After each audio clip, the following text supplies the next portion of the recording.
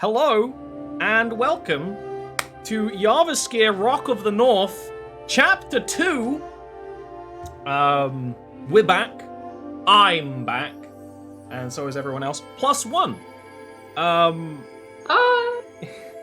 We'll kind of get into it pretty quickly. One, because whenever I used to do like a cute little, oh, how's everyone doing? But at the start, it just devolves. So we don't do those anymore. That doesn't happen. Don't at me. Second, I want to kind of get into everything relatively quickly. So I'm going to do a recap of... let's do a recap of all of Chapter 1 of Rock of the North in general, because Jarviskjir is a living world. Things you do will affect other things in the future. Balord will remember this. Maybe not the right character to make that reference to, actually, now that I think about it. But, real quick, Chapter 1 of Rock of the North was four characters kind of coming together in a bit of around an abstract job that was posted by a paranoid librarian. You have Vincent, who is a paladin from a land to the south. You have Snow, who is a kind of half-giant, half-elf, half-giant from the forest nearby. You have Peep, who is actually a local, but is also a kobold. And then there is also Sabriel, who is a sun elf, a kind of almost celestial being, very much out of place, who thought that this was just a kind of an odd job to do.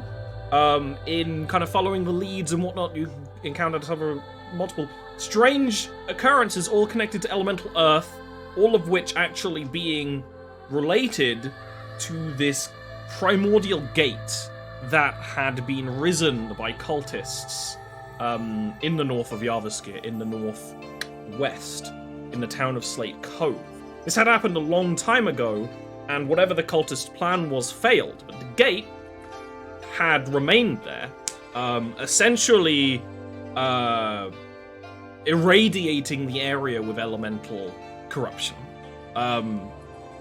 Researching the issue as much as you could, you ended up bringing together the Sun Elves and the Planavar, the Forest Giants, which is pretty relevant because the Sun Elves' kind of whole reason for existence was eradicating giants for a really, really long time. To demolish this gate and remove what could potentially be a world-threatening threat.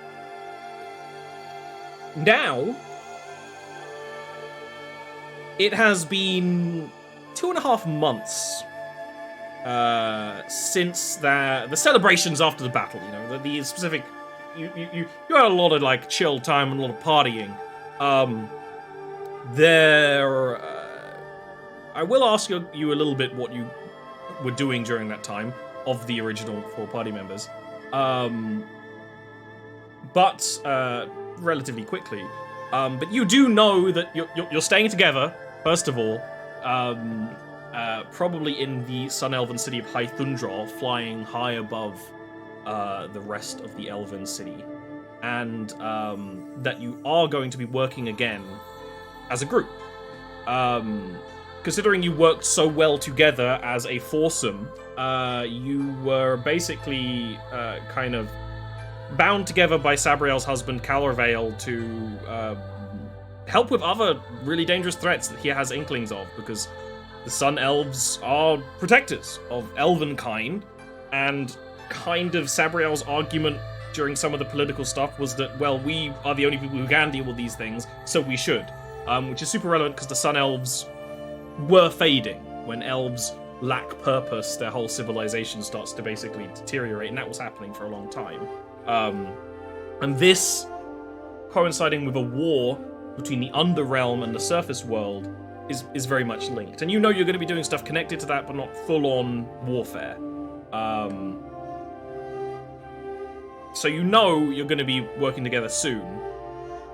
With 2.5 months of downtime, what is it you guys kind of wanted to do? Did you just want to chill? Did you want to train? Did you want to make allies?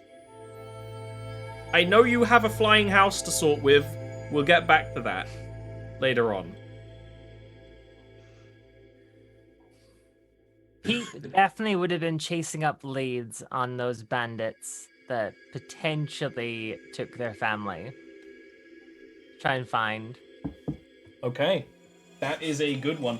Would you have actually left the high city doing that? Because you would have. If you did, you would have wanted to go with someone, obviously.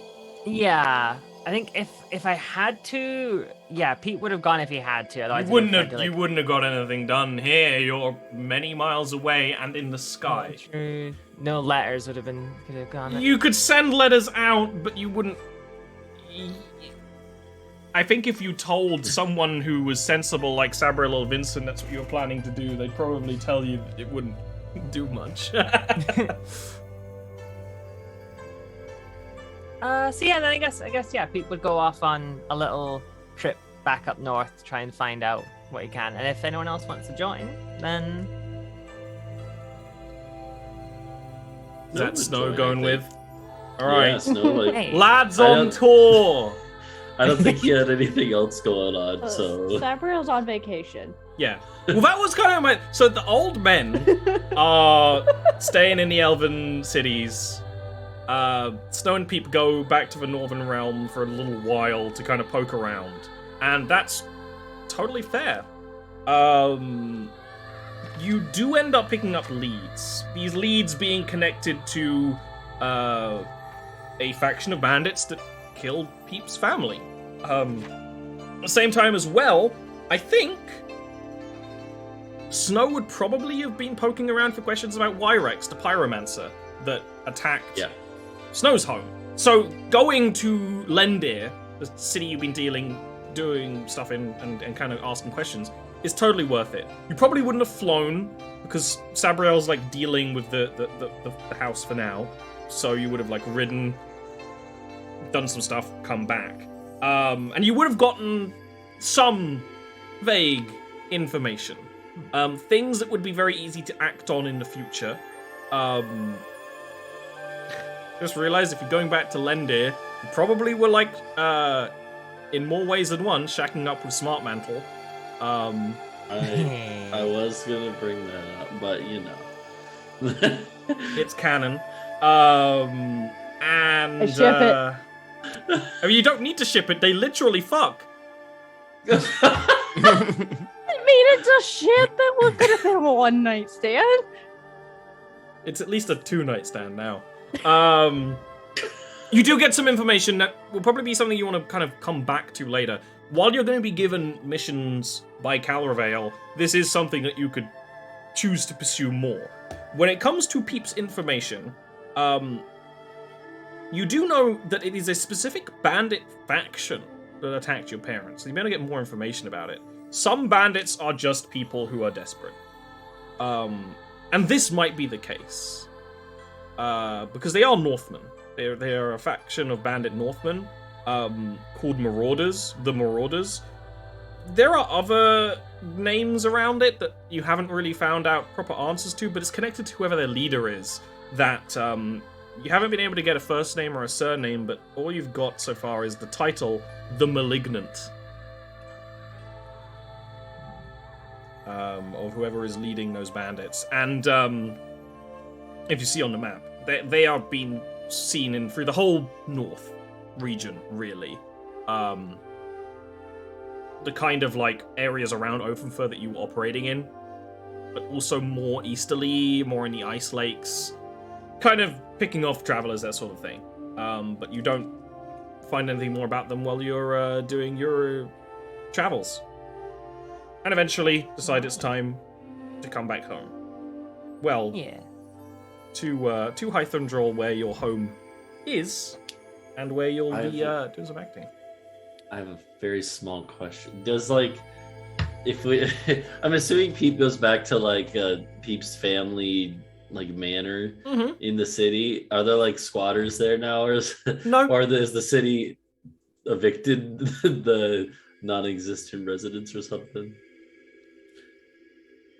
The house is owned by Peep. Okay. I was wondering if there was any shenanigans there. No. Not during a really quick recap, anyway. Yeah, that's fair. Technically, Peep owns that house, but the Northman's opinions on property is slightly different. They don't usually really care about things like property.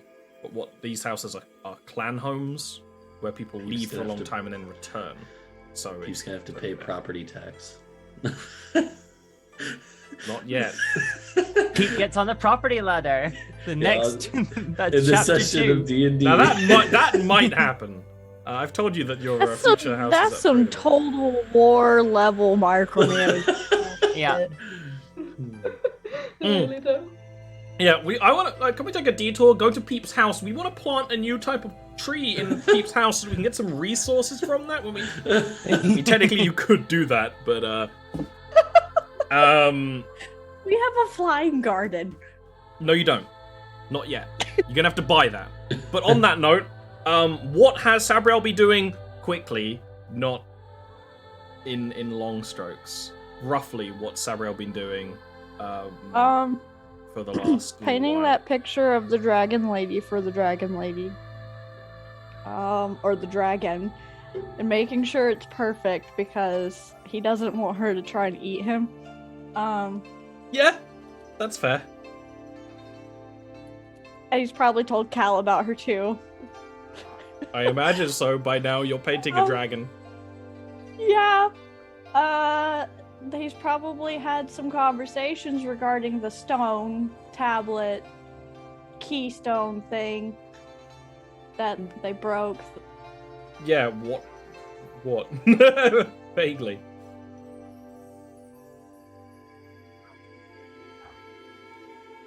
Why Cal thought that they could break it. Oh, and yeah, then yeah. She probably just rested and made sure his pregnant wife is okay. Okay. Would And that... got barding made for Zelios. Yeah. Would that downtime included you also setting up the Rock of the North, your tower? Yeah, even though he doesn't understand why it's called that silly name. He doesn't... Snow's idea. He thinks it's silly. The tower has the same rough layout as your one, but slightly different. It doesn't have a second balcony up on the tower, but has more of a front porch. We'll get down to exactly how you guys want to set it up later on, probably when you're leaving to go on an adventure. So don't worry about it. Sorry. Yeah. Specifics. He probably later. worked too in his office and dealt with Sword Bro a bit. Yeah. There's a whole lot of, like, Sun Elf politicking that had to be done. Well, actually, not even that much, but just enough being like, you know, here's the status quo, here's how it's gonna be. Fuck off. Yeah. I saved the world, and me and my husband and Ballord blew up a stone. You know, shut up. Cool. Vincent, what do you want to do for your downtime? So Vincent's interested in a few things in that 2.5 months. First, he would like to request to Sabriel that he be permitted to attend those meetings just out of curiosity. He kind of wants to just learn about elven politics and society, just to kind of watch. It's something new to him, and he's never seen anything like it. I don't. Is that allowed? Because the last time Sabriel had to get special permission for the other two to be in. It's the room. unprecedented. I will say what would be absolutely allowed and encouraged would be Balord's old job of whoever the Sun Elves are that go down to the High Elves and hear their issues and come back. Which is what Ballord and Sabriel used to do when they were like 400 years younger. Because they're very old. That kind of thing Vincent would be basically invited on with Ballord because Ballord is feeling more himself. Ballord, the leader of the Sun Elves, technically. No, well, literally, but also technically. He would be happy to basically take Vincent on some, like, trips to, not literally meet the king, but that kind of thing. Vincent would willingly go and protect Balor at all costs if need be. Yeah, that's a good. I think it's one of those things where it's like Sabriel's like you ask Sabriel and it ends up kind of being like, no, Sabriel doesn't want to deal with that. Balor will take on this and much happier about it. It's probably Cal's idea too, because Calravale is the sensible one of the three. Listen, that's usually Sabriel's job, but Vincent can do it for a little bit, he guesses. Yeah. I just figure I speak Elvish. It would be kind of neat for him to learn that kind of societal change. So I think that's free. I like the dichotomy between it. The other thing is, one morning he will approach Sabriel. I know we have a lot coming up on our plate, but I haven't seen my children in some time. Would it be possible in the future, not now, there's plenty to do here first, to stop by my homestead for a time, maybe a day or two? Just check in, see how things are running? This is for Ori. How far out of the way of whatever mission Cal has planned for us is you don't know where Cal's gonna ask you to go. You haven't been told yet. That's why everyone's in different places. But if you a simple consultation of the map will show that Vincent's home is the other side of the continent, breadthways, the long way. So even flying, it will take a while. But it's like if you were on the way, I think is more. Yeah. Yeah, it's not pressing, but if we manage to get in that direction at some point, that's something I would like to plot out as part of the travel. Yeah, if we're passing through or going nearby and we're not on something immediately pressing, then I don't see why that would be too terribly much of an issue. Sabriel's like, I don't want to spend time with humans, but I guess. They're different humans. Kind of. This one's just starting to be okay, and I'm not excited about it. I'm not ready for this yet. Vincent's city / country that Vincent comes from is significantly younger than Sabriel. Like, it's old by human standards. It's like a 450-year-old country, more or less. But that's half of Sabriel's age. It's like, why would I want to go over here when last time I looked it was just rubble? Why do I want to go visit the new Lego set? I'm confused. And then lastly, in between those trips with Balor, Vincent would like to do anything he can to help out the common folk, travel around, healing ailments, just sitting and reading with them and talking with them for a while with the elderly, things like that. Typical paladin stuff. If it's possible, he would also spend some time just doing some research and trying to figure out if he could find somewhere to get this beautiful shield that he's had crafted enchanted. If that's a possibility. Just starting that legwork. It might take a while. I get it. That's I will tell you just for free. Usually, the rule I do is once you know someone, once you have like an in-house enchanter that you come back to multiple times, it's a little different. But usually that regular +1 is 1,000 gold. So that's issue 1. Is gather that. But yeah, I think you'd get enough leads. The nice thing about Thundrol, because you're in High Thundrol, then you have the elven city of Thundrol below it, and it's down on the ground either side of the river, and then there's the other elements that are kind of up, almost like a chandelier, up until you get to High Thundrol. There are a lot of magic shops. The country you come from is pro magic, even more so after the witch hunt started in Goldport. A lot of mages went your way. But this is a place where you can go through entire districts of magic shops. So you would start to learn the kind of places you would look. But that wouldn't even be something that the others will help you with because it's so far removed from that sort of thing. Because, so you ask Severus, oh, I want to get enchanted in the city. Be like, with that trash? What are you doing? But you would never call the pretty dragon lady scale trash, okay? That's true. And that's another thing. It's already a dragon scale, so it's probably going to be slightly difficult to enchant. But Fair. yeah, you can start that. You can do the legwork. Speaking of legwork, by the time you all come back together to get to work, it is quite firmly now spring. It would be the end-ish of the Celadon month. So, spring. And you would be amassed together in probably still Sabriel's house right now. The four of you plus Calorvale. To know what your next job is going to be. And no, Sabriel, Cal has not really told you in kind of a, like, playful, like, no, I'm not going to tell you. I'm going to tell you what I tell everyone else. You know, kind of way.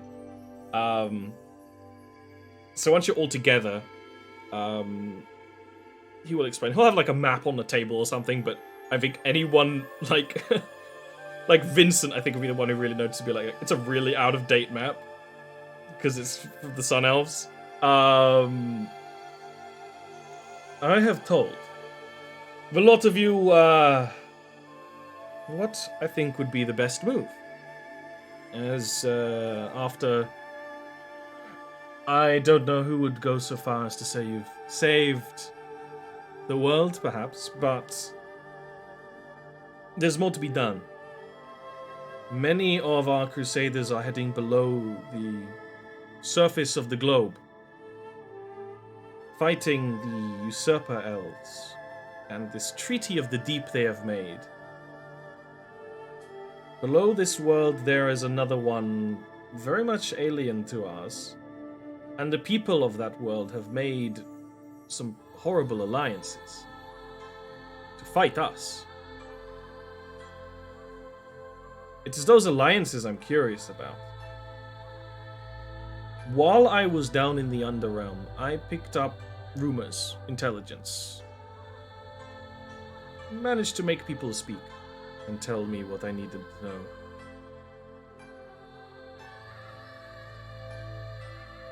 Their allies on the surface are those I would love for you to deal with.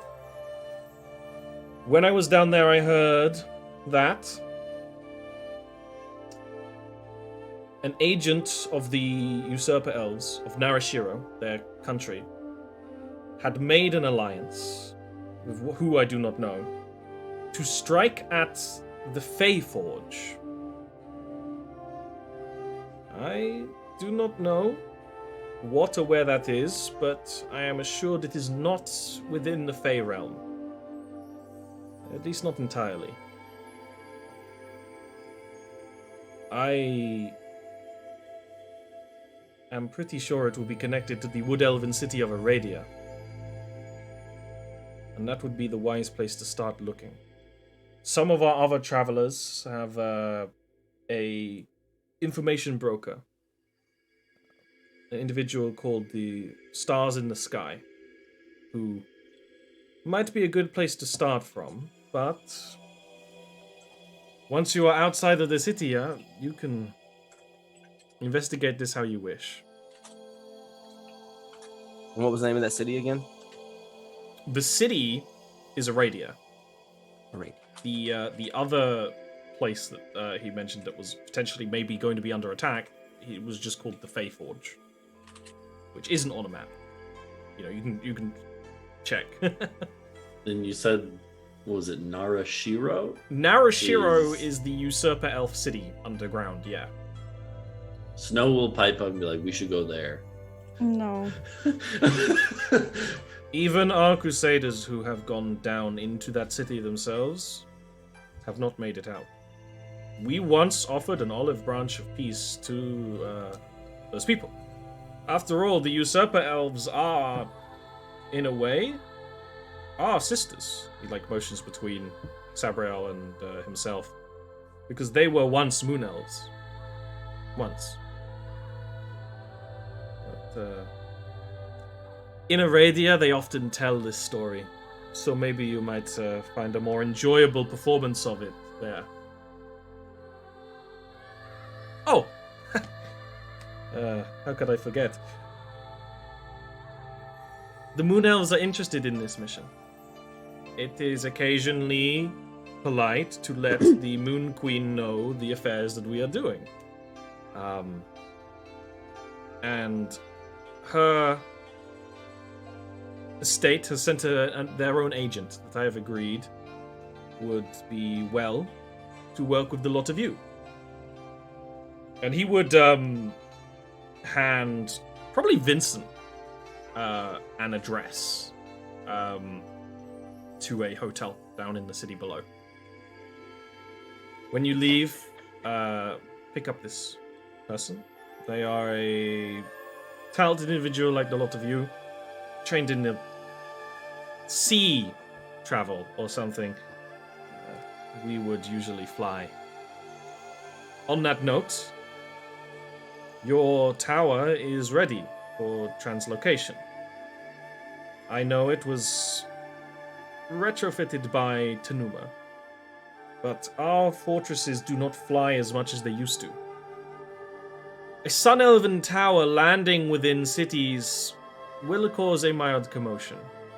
Not everyone is used to seeing buildings flying above their heads. I have sent word to the Aradian Royal Guard. The Wood Elves will not attack your fortress if you fly within their borders. You might turn some heads. It's up to you whether you want to land loudly or try and hide the tower somewhere while you operate. I do not know what would be wiser. It has always been our way as Sun Elves to toss aside concepts such as stealth and subtlety and go loud. But maybe this would not be the best approach for such a thing. Additionally, I do not know if you would want to talk to her now, but Tanuma has plans for ways to continue upgrading the Rock of the North. He would switch to like Celestial and switch to Sabra and be like, are you sure that is the title that you are giving to this tower? I do not understand. I don't like it. We can call it something else that's its official registered trademark, but in Celestial they have like a separate name. Well, I mean, it's just the Rock. The Rock. Welcome to the Rock. Its name is Dwayne. Lands of the Vine Boom. I have. This is real quick. This is related to this. I feel like to make it feel even more, Snow would have like brought back a chunk of rock from like the ring battleground, and like on your way back now, I was like in there, and he just would have like shoved it onto the tower somewhere where it definitely doesn't fit, but it's just like kind of wedged somewhere. Sure. Like I said, we'll get to like the actual layout of the tower later. 100% going to have an OCD moment and move it, or he'll think it's just garbage and just. It can be like a centerpiece on the table or something. Yeah. I want my plant friend. You don't have a plant friend yet. It's not born yet. It's been 2.5 months. It's not been enough time for a new species to germinate in the Sun Elven soil. I know you want it. It's not there yet, but you can leave the other plant friend Pokemon trainer confirmed with your wife. But yeah, that's kind of the mission. Reportedly, allies of the Underrealm will attack the Fey Forge. That is not in the Fey realm. Link to Aradia. And Sabrel's gonna switch back to understandable brute tongue language for everyone else. Is there any way to see if Goma might have any information on where the Fey Forge might be, or is she not Goma is back the in one contact. who told us about this information broker. Hmm. No, Oh. Goma's been back. Goma can fly across the globe quite quickly enough. But, yes. Information broker. I know she has a little bit more knowledge about the Fae than anyone else. Maybe if you return after some more info, she might be able to help. Or you could summon her with sending. It is a quick flight between Aradia and Tundra. So. The Elven land is not as large as it seems from above.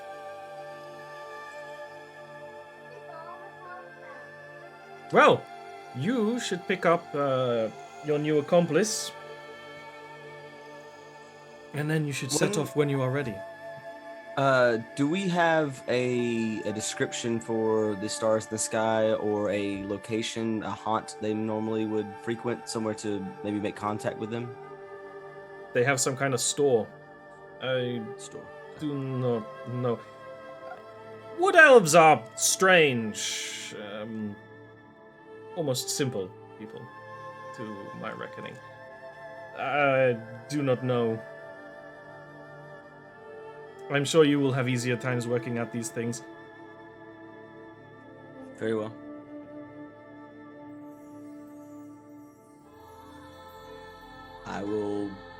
I'll stand up and walk out to head towards the address that was given to me.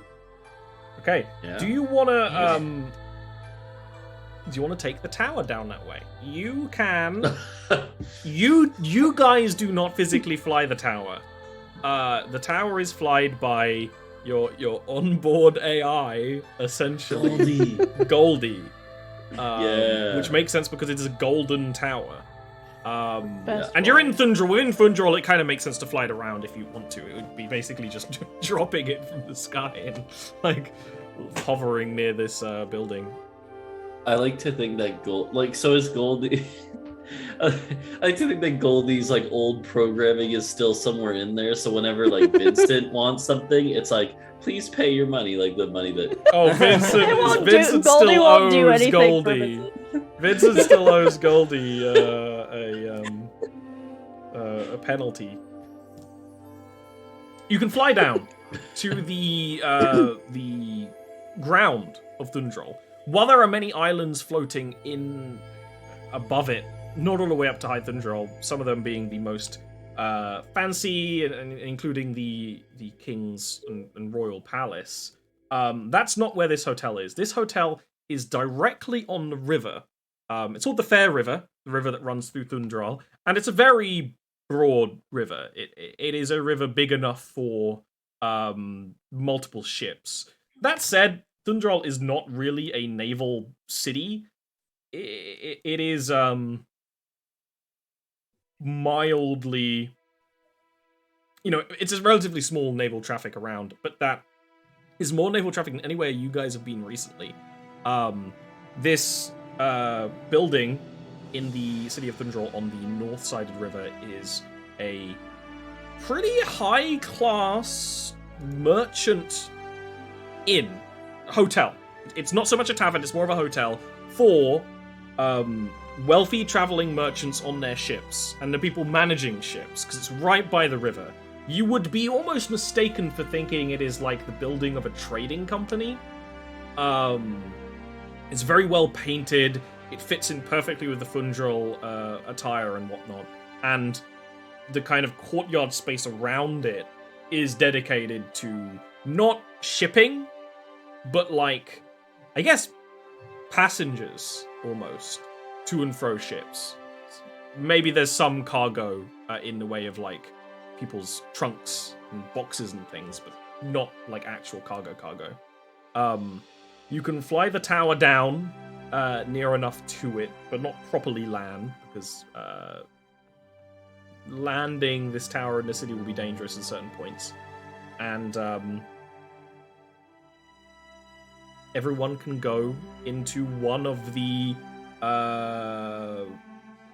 ready rooms in this hotel, which would be very much set up for a kind of, again, naval merchant sort of thing.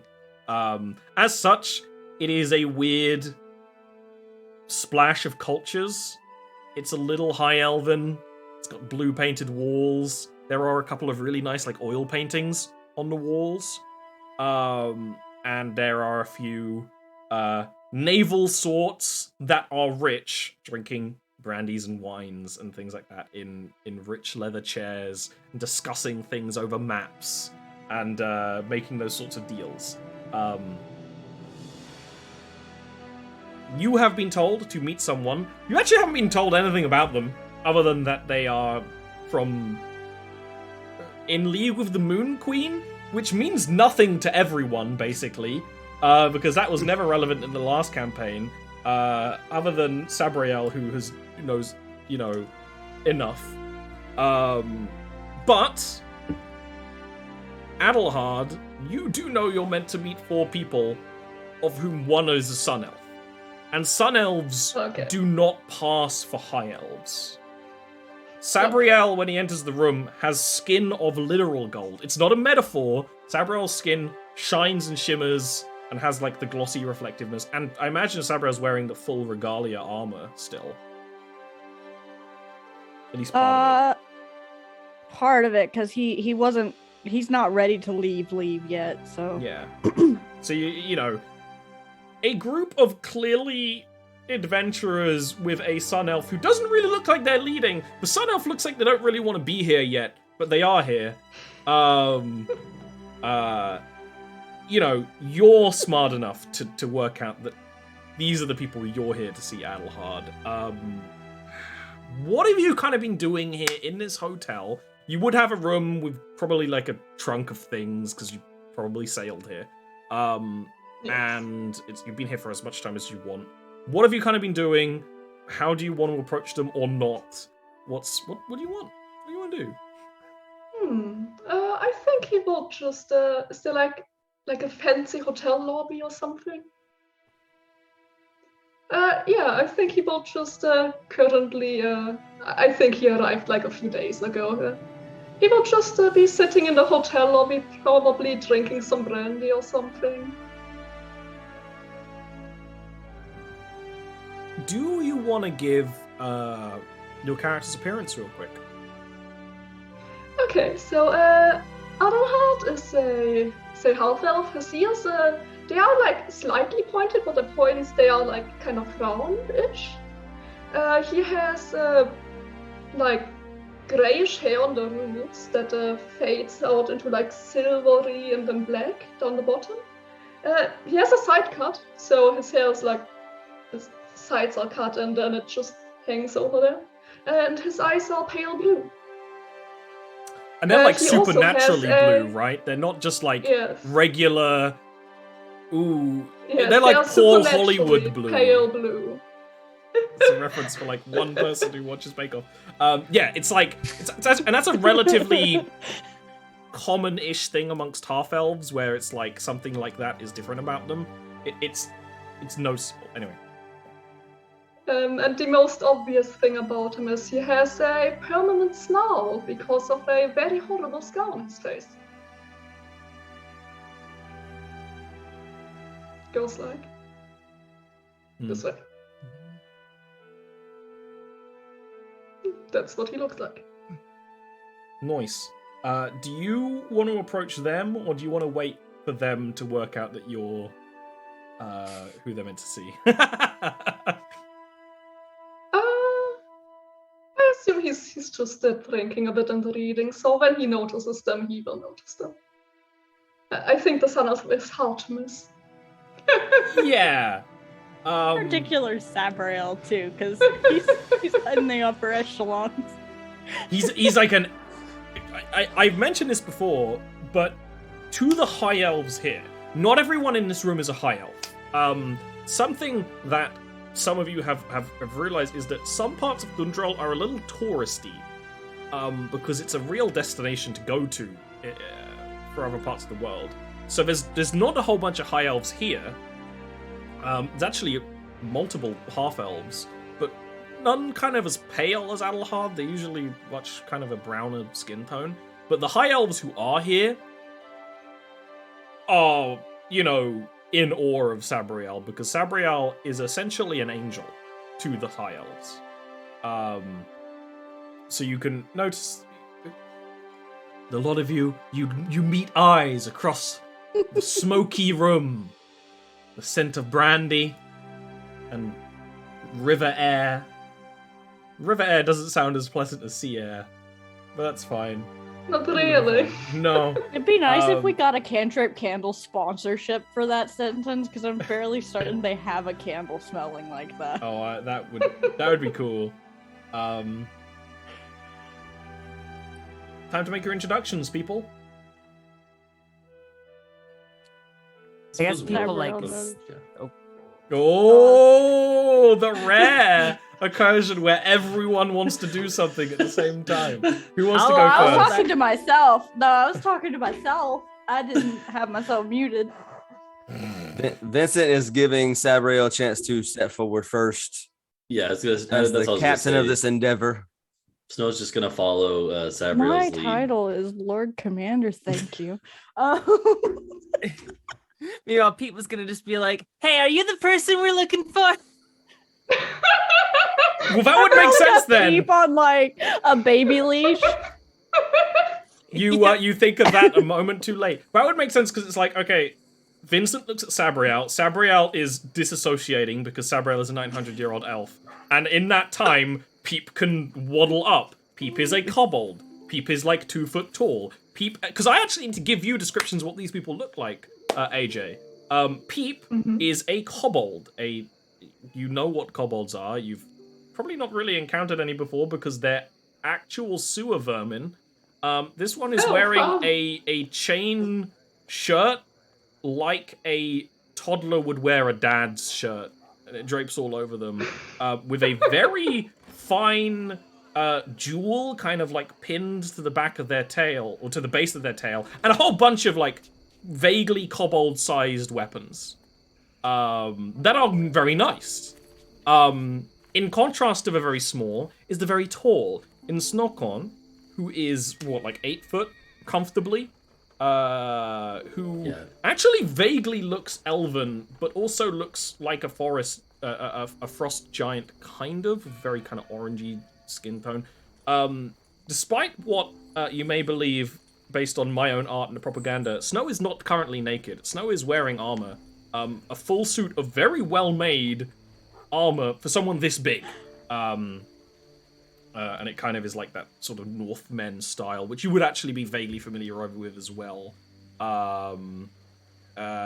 Sabriel, we've discussed. Sabriel is an experience, and Vincent is a pretty elder human male wearing very neat, very well maintained armed and armor, with a shield on their back that is made of a silver dragon scale. I think that's the only like piece of like notable gear Vincent has, because Vincent's very like down to earth still. Alright, so who was walking up first? It was the kobold. The kobold approaches. Okay. Adahard is like, I imagine him sipping on his alcohol and kind of just hears something speak next to him and just turns around, tilting his head, looking confused at the kobold. It's like, huh?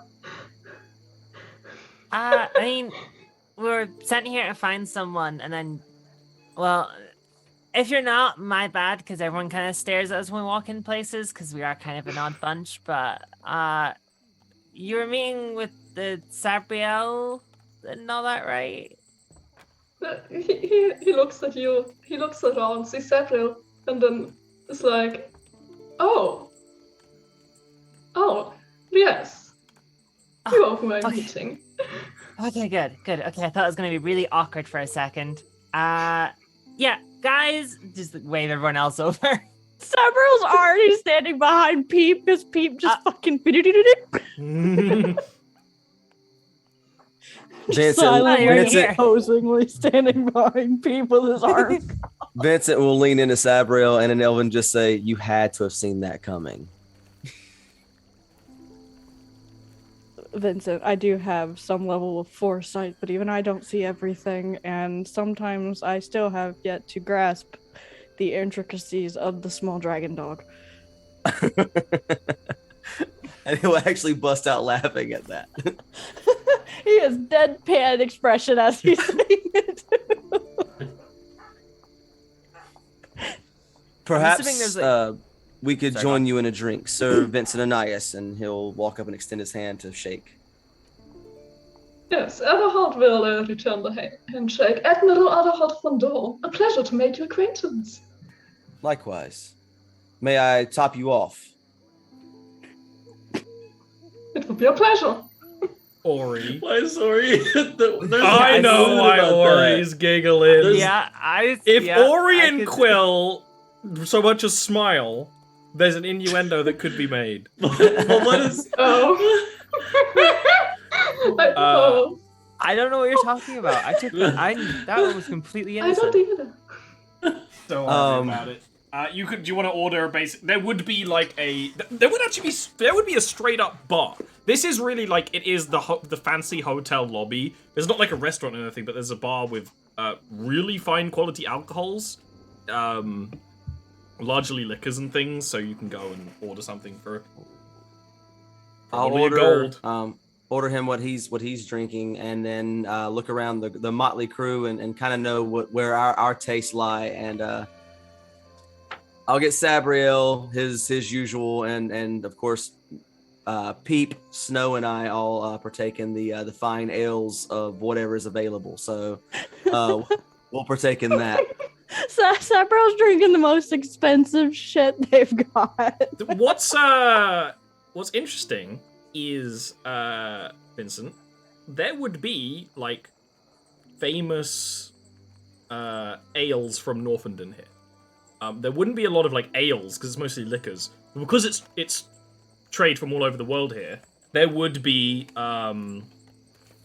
there's a certain type of beer brewed in a place in Northenden called literally Beer Castle. It sounds a lot more poetic in its native Dwarven. But there would be like there would be that, so you could have a little taste of home if you wanted. In that case, that he will absolutely take that for himself, Snow and Peep, and as I mentioned, grab them what they would drink as well. Awesome. That will probably end up casting you like a gold all together.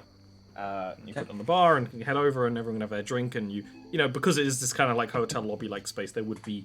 The chairs are always roughly in a square, so you can all kind of sit down, anyone who wants to. Around this time, the rest of the kind of the awed, the disturbance you cause entering a room as this group has mostly faded away, and the area returns to mildly hushed conversations about sea charts and schemes. Why is there an owl in the tavern? Because it's nighttime, and it's an elven city. I got really confused. I was like, You know is what? What? No, we'll canonize it. One of the people in here has an owl familiar, and it's slightly loud and annoying. Ooh. No, I got confused. No, I got confused because there's a great owl that likes to sit on my roof and just scream at night. There's And always so, an owl like, that I'm lives like- outside my window too. Yeah, So we have one here too. Yeah. bound by We owls. all Why is have everyone getting owls. owls? I They ain't got have shit. beds. Yeah.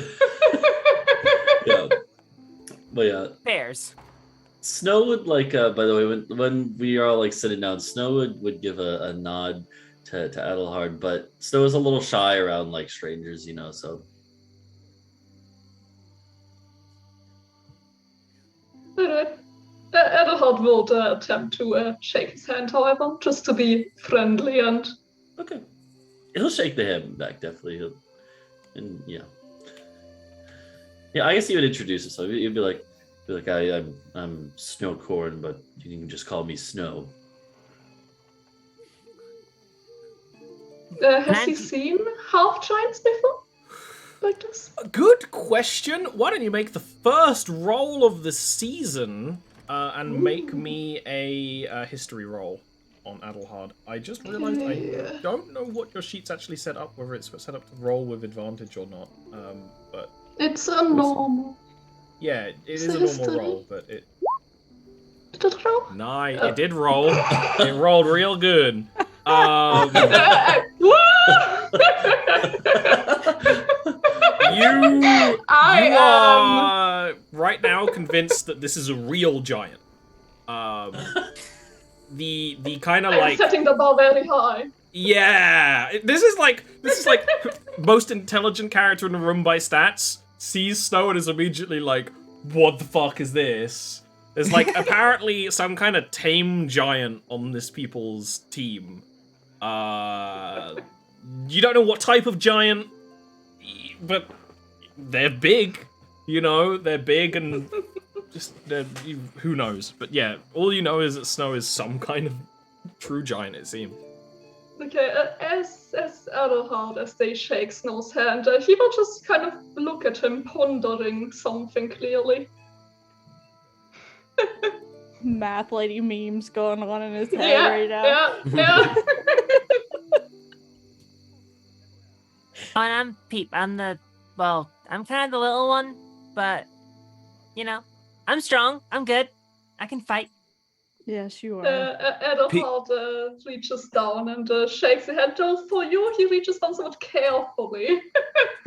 Vincent will But place he a will hand. shake your hand. Vincent will place a hand on Peep's shoulder and just say, "Peep's the heart of the bunch." Aww. I try my best. Sabriel is like such a dad to Peep. He's like, yes, you do. Mentally, he's not saying it, but mentally, he's like, yes, you do. I will murder for you. I guess Sabriel will sip his wine, set it down, call for another one. Ollie, what's the standard elven like greeting? Are we going by like a Lord of the Rings like chest pat bullshit, or handshakes are weird, or what? You would know enough about Velheim, because it's literally your job to know these kind of things, that the culture Adelhard comes from is very much a handshaking one. It's very much a like, yeah. I think elves in general, like, because especially you are a celestial elf, you're in another thing. You are very much, I think, either nothing or the proper like the proper grasp, if anything. When Balor breaks his arm, yeah. Each elf is very different, but you would know well enough to know that this is handshaking would be appropriate if you want to do the proper etiquette. Kiss the finger now. Sabriel will say it offhand now. Lord Commander Sabriel of Helion. He's not going to say at your service, or he wanted to say that, but that's not what Sabriel is going to say, because he's not at anybody's fucking service but his own. Husband. Well, that one, that doesn't count.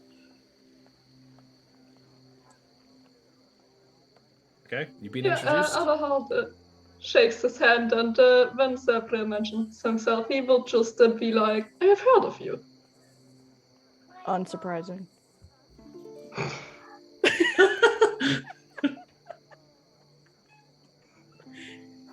Okay, well, with introductions all sorted, this might be a great time to take a little break. So, Zach, you need to bounce. So, I'm going to need to fiddle with some things so that we can be back after a little bit. So, hold on tight. We'll be back soon. And, yeah, we can get into it, and you can start investigating this new, incredibly vague quest. Bad things happening, maybe. Who knows? Maybe mean, nothing. if this roll is anything to go by, bad things will happen. No, the roll's fine. That roll's fine.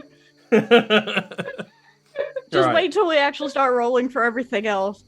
It'll all start.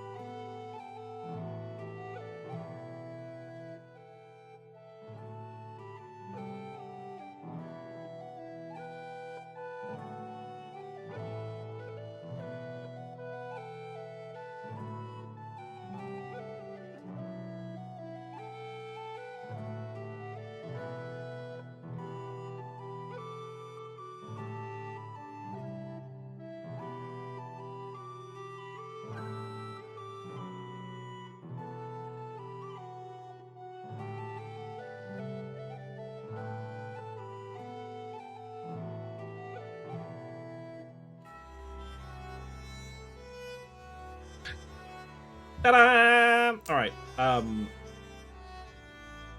Zach had to run, so we can continue. I don't know how much. Well, I guess it's your first characters meeting, so it's kind of like you can roleplay as much as you want amongst you guys, but at the same time, I'm already sensing the awkwardness in this like party gathering. I know Sabriel wants to run and do like some that things. at the start. Oh, of course. Yeah. Always be suspicious of the character that immediately meshes really well with everyone else, because they're the one that's going to betray everyone in the end. They're gonna murder everyone. Yeah. No. Peeve.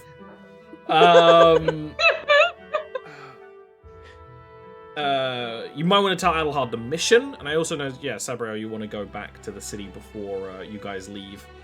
But up to you. Actually, wait, hold on. Snow has a question. Snow has been quiet, Oh no. but he's like, I'll go. Okay, hold on. First, I need to ask Ollie. So it was. We were told that Adelhard came from the Moon Elf Queen. Was that it? Yeah, vaguely. You were given a very vague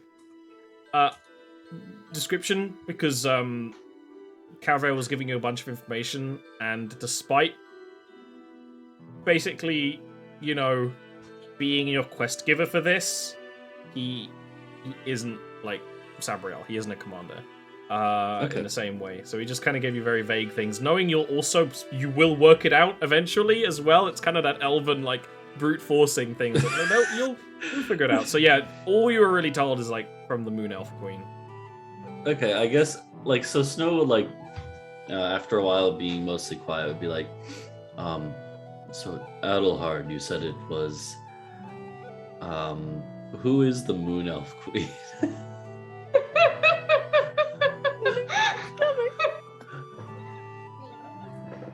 Okay.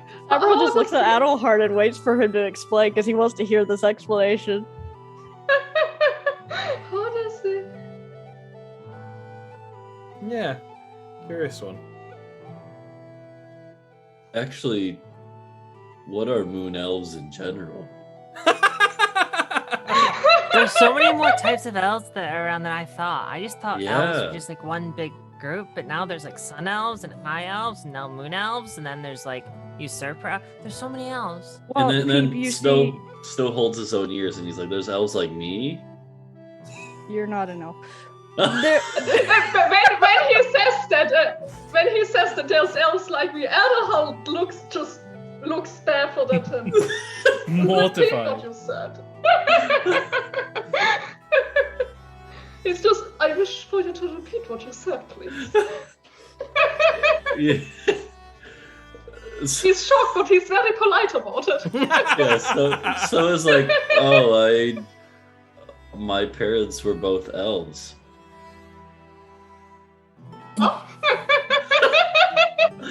But I was raised by woodland giants. Oh my god. Adelhard, he has like a nice letterbound journal like laying on the table where he was sitting, right? He just takes his pencil and just writes that down. Yeah. Tell me more, that is quite curious.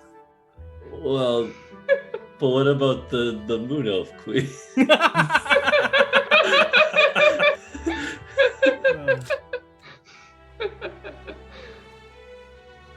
Okay, Oli, I need your help here. How would Adelhard know about the Moon Elf Queen? Because you told me about her lore, but Yeah. what would the character know? And it's up to you if you want to just say Adelhard kind of repeats this, but to Adelhard, the Moon Queen is the leader of the Moon Elves that brought peace to Valheim. And Adelhard will also know that she only got coronated, like less than 10 years ago or whatever. So you would know all that. I don't know how much you'd want to tell them. And it's like one of those things like you weren't given this quest by the Moon Queen. You were given this quest by Daddy. Yeah. It all just comes down. She is a very mysterious figure. Okay, But, that's how he would actually say it. He would look at him and is like, she is a very mysterious one. My orders did not come from her directly. Chain of command, you know? Oh, You know what that is, right? I've become very familiar with that. Good. And he writes it down. Why do I feel like Snow's in like a doctor's office right It now? is. This is actually. Read Yeah. the second line. Is the chain of command in the room with us right now?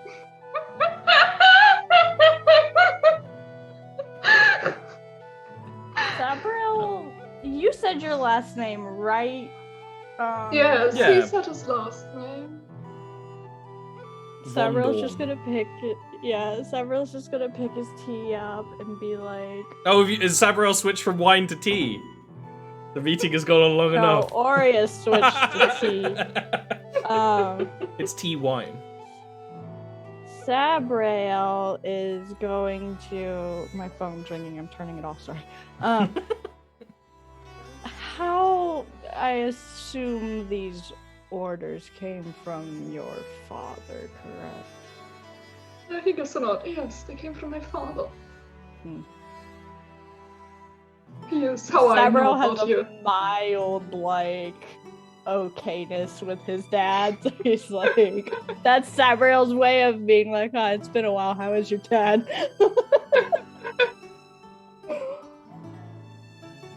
But you know their dad?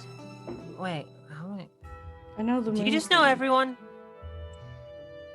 Yes. Peep, I'm 900 years old. So many of me. Is it? So, Sabriel, once again, being baffled by the small dragon dog. Is it common among kobolds, Peep, to measure time in use? I don't know. I'm the only kobold I know, so I don't really know how kobolds do things. I know it's like my birthday in like a month and a half. Wait, so, what's a month and a half? My birthday. Sabriel, who's trying to remember when his birthday was. Anyway. Adelhard, I don't think you would know much about kobolds other than that. Okay. It's like, well, I would say how much you know about rats, but at least Ori knows a lot about rats in the room. You know, some people like rats, I guess. Some people like kobolds. I like rats. Yeah, he will just see them as most people see rats then. Yeah. You know, to your logic, they're just a short-lived critter that lives in sewers and under cities. Yeah. They can talk, but that doesn't mean they're intelligent. They can yip. They can peep. Yeah, they can peep, exactly. Alright. Yeah. So did you sail all the way around here? Yes, I did. That's It is far from my longest journey. But that's like kind of like mentally mapping it out. That's like all the way up and around. That's so far. Like they already felt long enough when we walked from like here to here, from Lendir to here. So sailing all the way around, and then what was your longest journey? Like that must have been like all the way around. Peep is literally doing the math, Lady Moon. Yeah. Snow would ask, but he's like, "Do you have your own boat then?" I have my own ship, yes, but it's not with me. Oh. I did I not guess- bring my own crew for this. I guess that makes sense if you're going to be coming along in a flying tower. In a what? I have a tower. And it yeah. flies. Buildings are not supposed to do that, you know that, right? I'm a sun elf. Everything we have flies. It's really weird, but you get used to it. It's also kind of fun. There's also, it's run by a friend of ours, Goldie. Goldie. He's a machine. Well, he's in the tower now. He is the tower. The ghost Speaking of machine. friends. And Aberhard is also writing this down. She got a lot to write down. No, I must know more about this. This sounds unique. You can speak to him when we fly back up to the fortress. I need to finish gathering my things and making preparations. Yeah, me and Snow Yes, can sir. show you around. Yes, you could. Okay. Cybrow's gonna look at Snow. No. Cybrow's gonna look at Snow and Peep because Peep said he was going to defend Cybrow's honor a while back. If you come across Lathador, do not pick any fights. Please. Okay. What if he's me? What if he's He's always mean. What if he's a butt? That's his personality. Well, then okay. Fine, I won't. Thank you. I'll make those honey cakes again tonight if you're good. Cybrow's like dadding Yes! Peep right now. Peep is the test baby. In that Sabriel's baby isn't ready yet. Sabriel's getting used to being a dad with Peep. Okay, Even okay. You go. That's fine, don't worry, go ahead. Aberhard, before Sabriel leaves, would want to take Sabriel to the side and ask a question. He'd be like, may I speak to you in somewhat private? At least as private as it gets in this room. I mean, we can speak in my office when we go back up, or we can speak in the house when we go back up, because the tower that we're flying in is not my house. It is... Starts muttering in gibberish about it being called something stupid like a rock, and then... It's like, it is called something stupid like a rock. Why would you name a tower that?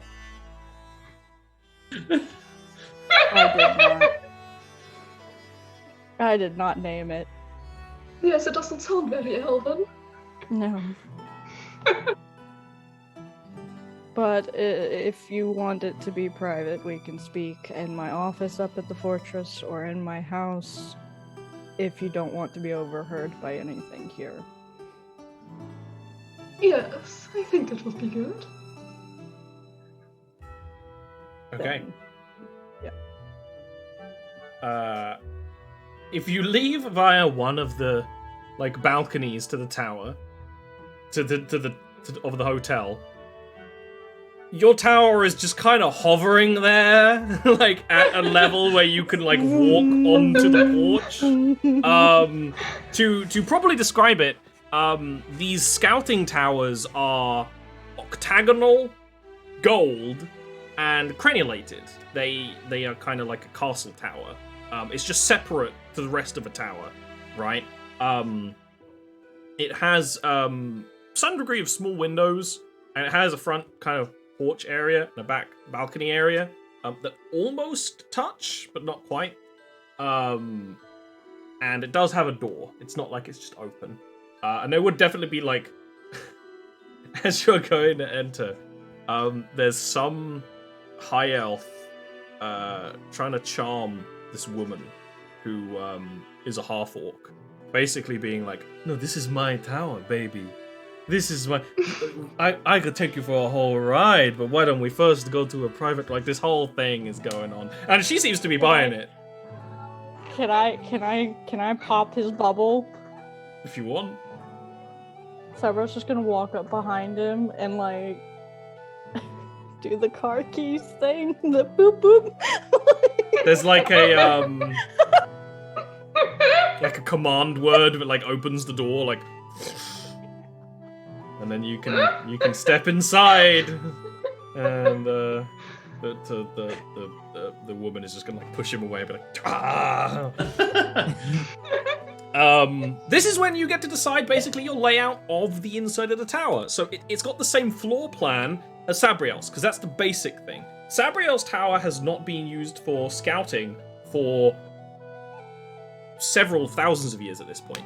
And very few of them have. The only tower that really flies around nowadays is actually Lathador's, which is called the Revere.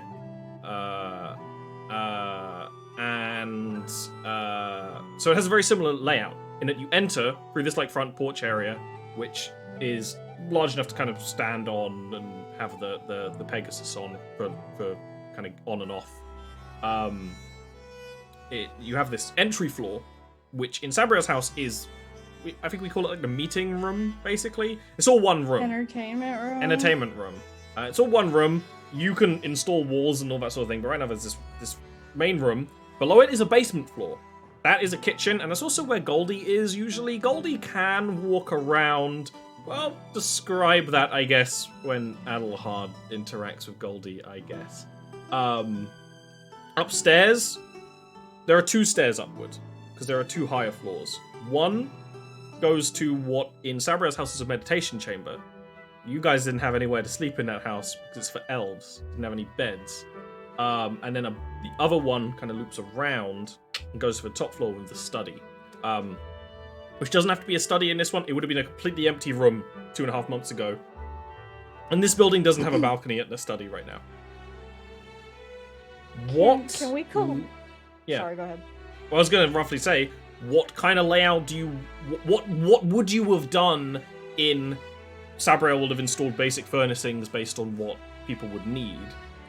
Yeah, can we collectively agree that there's probably like a war table up there in the top floor in the study? Yeah. With like books and maps and whatever else we need up there, For sure. navigation shit. Yeah, that makes sense. Of note, Armor, stands. in the like upgrade tree that I've picked apart from multiple different add-ons D&D in a while, there is like an upgraded form of war rooms that can like cut your travel time when you use it. Right now it would be the literal like, here are all the maps, here are all the books, here are the things. Here are my D&D minis. Here are the D&D minis. But what else do you kind of want to have it to be? There is probably a table similar to Sabriel's, but probably not as old as Fancy, where there is this chunk of the ring, the primordial gate, which is notably different because it's this weird, glossy, warm bronze, glossy material. It's like a shard, it's like a chunk. It's like on the middle of this table, like a set piece. Doesn't quite fit. But it's just the easiest place to put it. And it would sort of make sense. What else do you want your guys' house to be like? I guess how it's already been set up. You can change this later on. Is there like enough space in the basement just where like Snow in a corner could have like a weapons training area? You're very big. Yeah, that's is my issue. I think an area where Snow can really throw their arms around doesn't really fit. An area where you can store your weapons and things, absolutely, like a little Snow's like cubby space. But that could be definitely a future upgrade. Okay, he's gonna have a weapon rack there. Yeah, weapon rack. Yeah, space where you take your armor if you're not wearing it, that sort of thing. Yeah, cool. Is there enough space for individual rooms, or is it still? There is if you want there to be, because I haven't worked out the exact like square footage or whatever. But in Sabriel's house, the meditation chamber is just one big room that Sabriel and family just meditate in, and you meditate in the middle, and you just kind of relax. And the size is part of the relaxation, right? You don't want to meditate in a small space unless you're some kind of horrible subterranean elf. So you could have, if you wanted to, turn that floor or parts of the study into bedrooms. That would be comfortable in size. It's up to you guys. Sabriel would want a meditation room. Well, that would be your bedroom. Yeah, his bedroom. I'm saying his bedroom would need So windows. shall we say, instead of the meditation room, walls have been installed, so it's split apart into 4 rooms. Would you have installed a guest room or 2? Well, depends if you're taking Grimwald with you, which is a question, and whether Grimwald gets a bedroom, which is another question. Sabriel's meditation area can be up in the war room. We can have like a section of it like sectioned off so that way everybody else can have a room on the other floor. It would be like it would be where the balcony would have been on the other house, because of where the sunlight comes in is where you meditate. So that would be enough room for like 4 or 5 comfortable bedrooms. Because if you're not using a bedroom, it's a storeroom, you know. Okay, so you have bedrooms, which would be comfortable enough with a bed and like a chest. I think would be the basic sort of layout. Which would be, I mean, you're getting them from the High Elven City. They're nice. Yeah.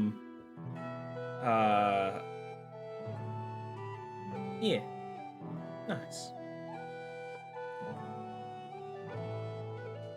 All right. So, Adelhard, you are walked up to this flying tower, which is parked outside the tavern's balcony. It doesn't have the bob of a ship.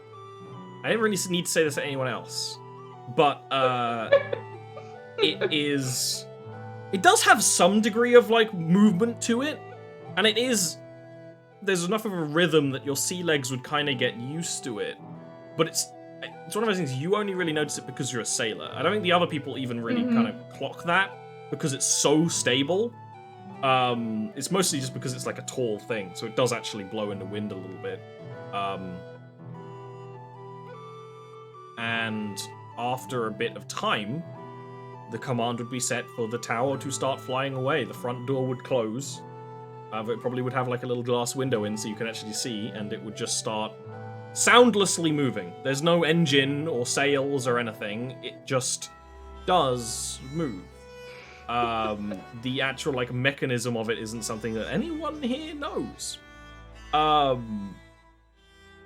And we'll just be flying up through Thundrol. When you enter Thundrol, and you've been there before, Thundrol has flying islands, right? There's like areas of cottages above the city, and then much larger buildings. There's Flying King's Palace, but you just fly up. You see clouds like passing the windows on the balcony. It is a surreal experience at first, and notably, I think this house would not have anything that could be able to be knocked over if the building flew very quickly from one side to the other, because that happened in the last house. It's Ballard proof. In case you do want to start drifting the house, like Ballard did with the last one. In the house. It happened. Watch me drift this bitch. Yeah, it happened. The process of flying from low Thundrol to high Thundrol would take like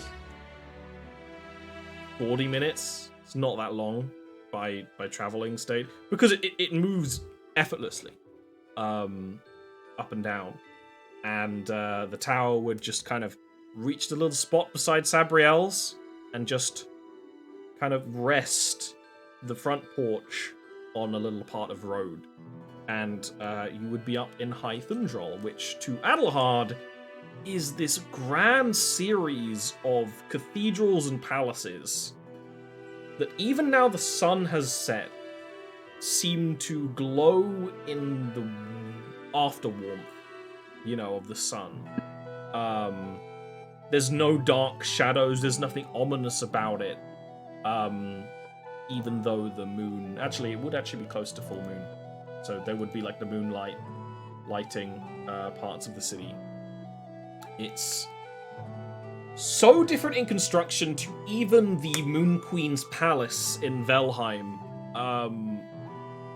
To put it simply,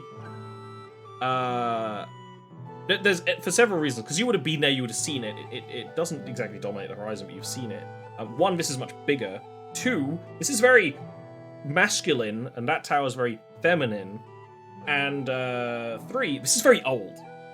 This is really old. This house you're in right now is the exception. It's been furnished really recently.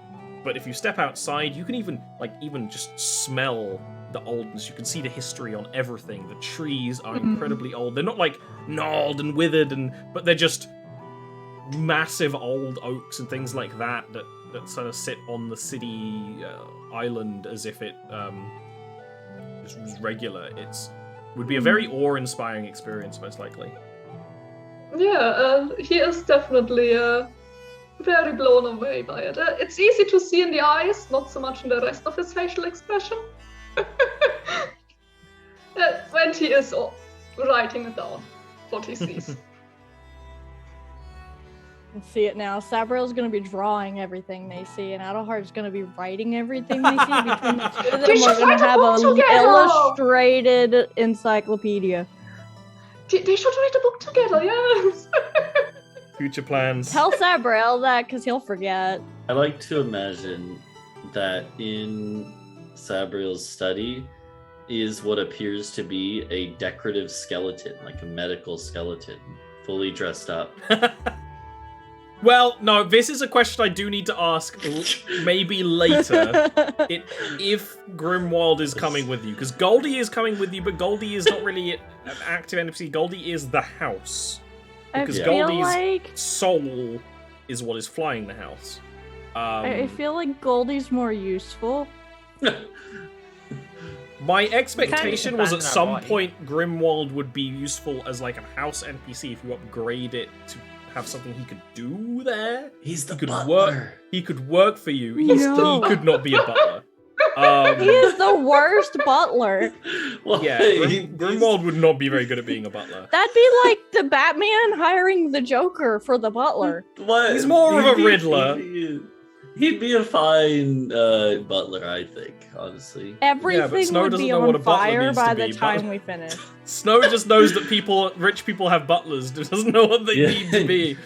Snow's new project is training Grim to be a butler.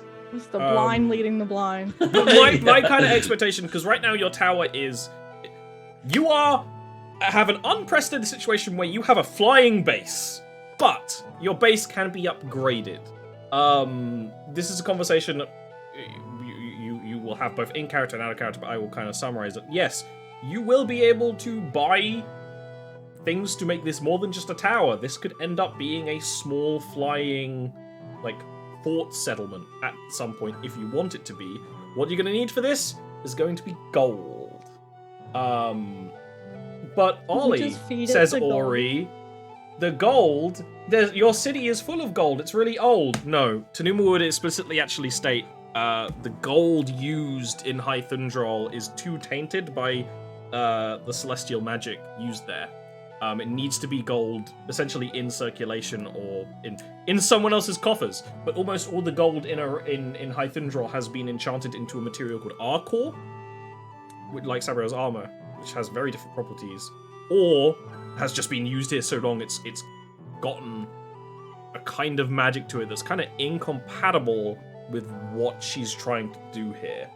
Which is why you have a weird cyberpunk flying house, because powered by a robot, because the older ones were powered by very old divine devices that don't really exist anymore, with the exception of the Orb of Foundation that Balord has, and Lathador's tower has one that works as well.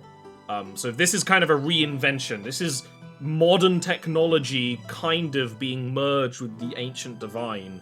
And that's where Goldie comes in. Goldie being this gnomish clockwork automaton that is semi-plugged into the house in the basement.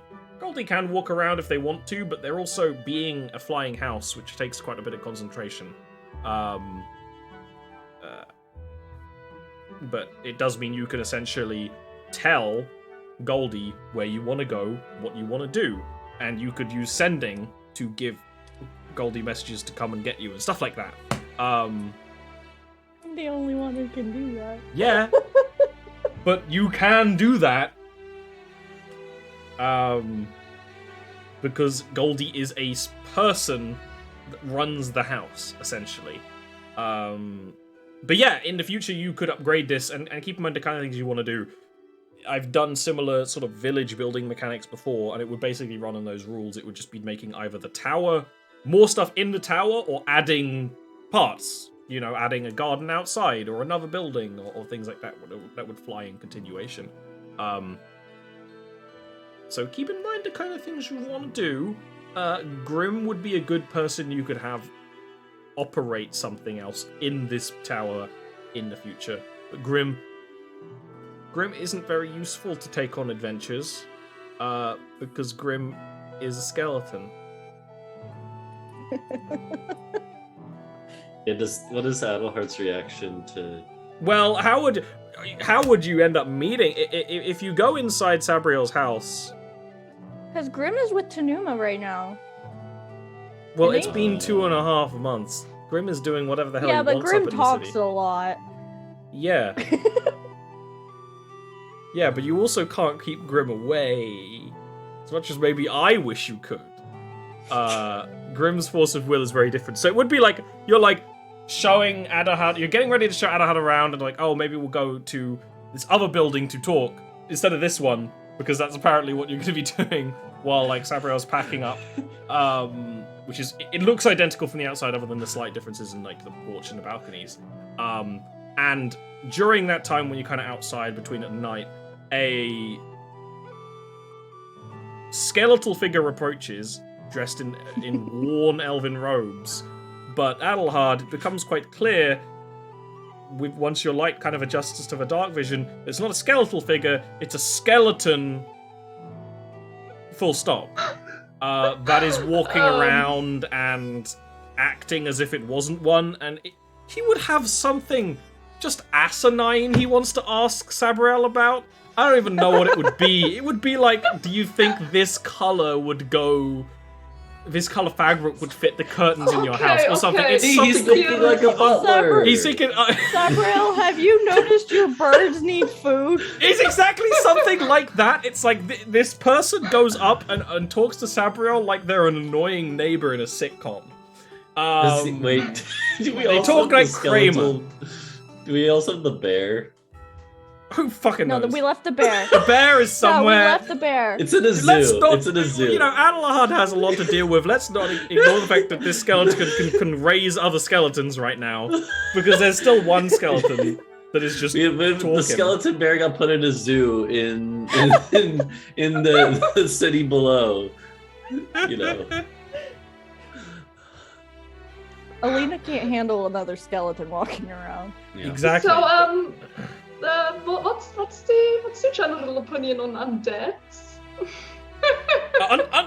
Aside from in one city in the world, undead are widely despised, and so is necromancy. It's not a good thing for all the obvious reasons. Okay.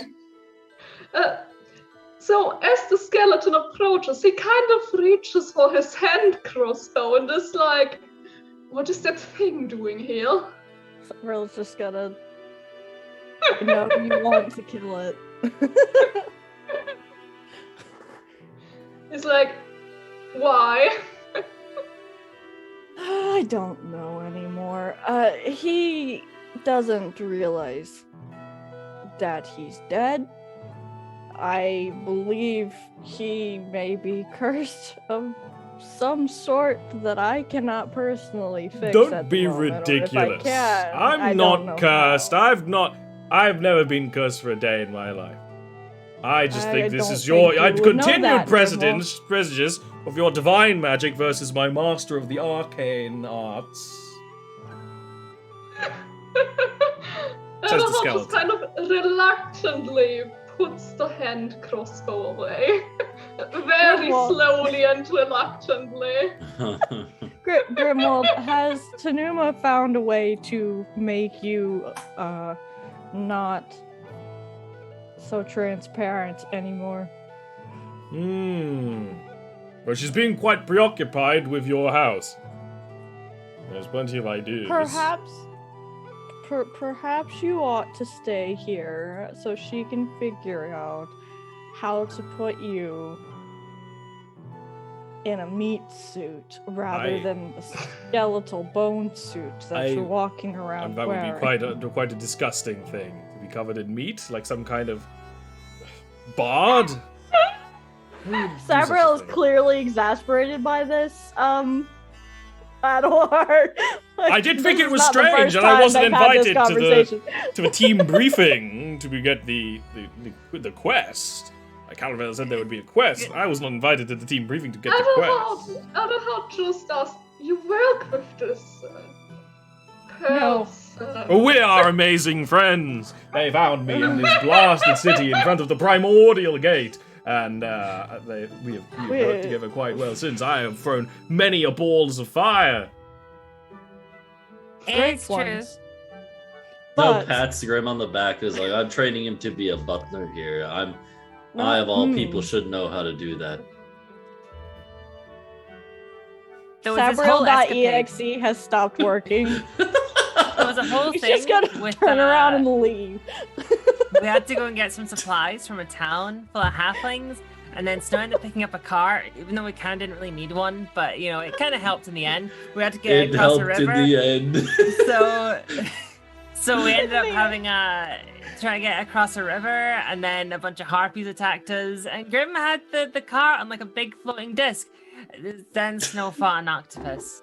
Oh, this yes, isn't made up. I'm not just rambling. My master's ate the magnificent octopus. mount has saved the party on multiple occasions. I'm an extremely valued member of the team. Sabriel's just turning and walking away. He's like, I'm going to my office to collect my things. Adelhard is just following Sabriel. The door closes on Grimwald as you guys go upstairs. Yeah. Sabriel's gonna go to his office first to collect something, but as he's walking away and Grimwald tries to follow, Sabriel's just gonna make a very particular whistle sound and hope that the bird brain intercepts the skeleton. Oh, but that your Pegasus will fly and kind of like land on Grimwald, basically, because Zelius II is the dumbest Pegasus in the world. Tagline. Yes, absolutely.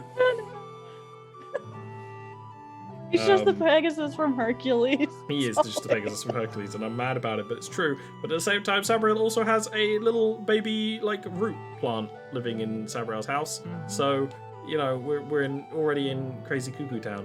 I know a thing that might cheer you up, Grim. I can do this now. Flattened by a Pegasus. Yeah, Grim like wrestles away from the Pegasus that's kind of gnawing on him. Because Zelius, no, stop. Leave our friend alone.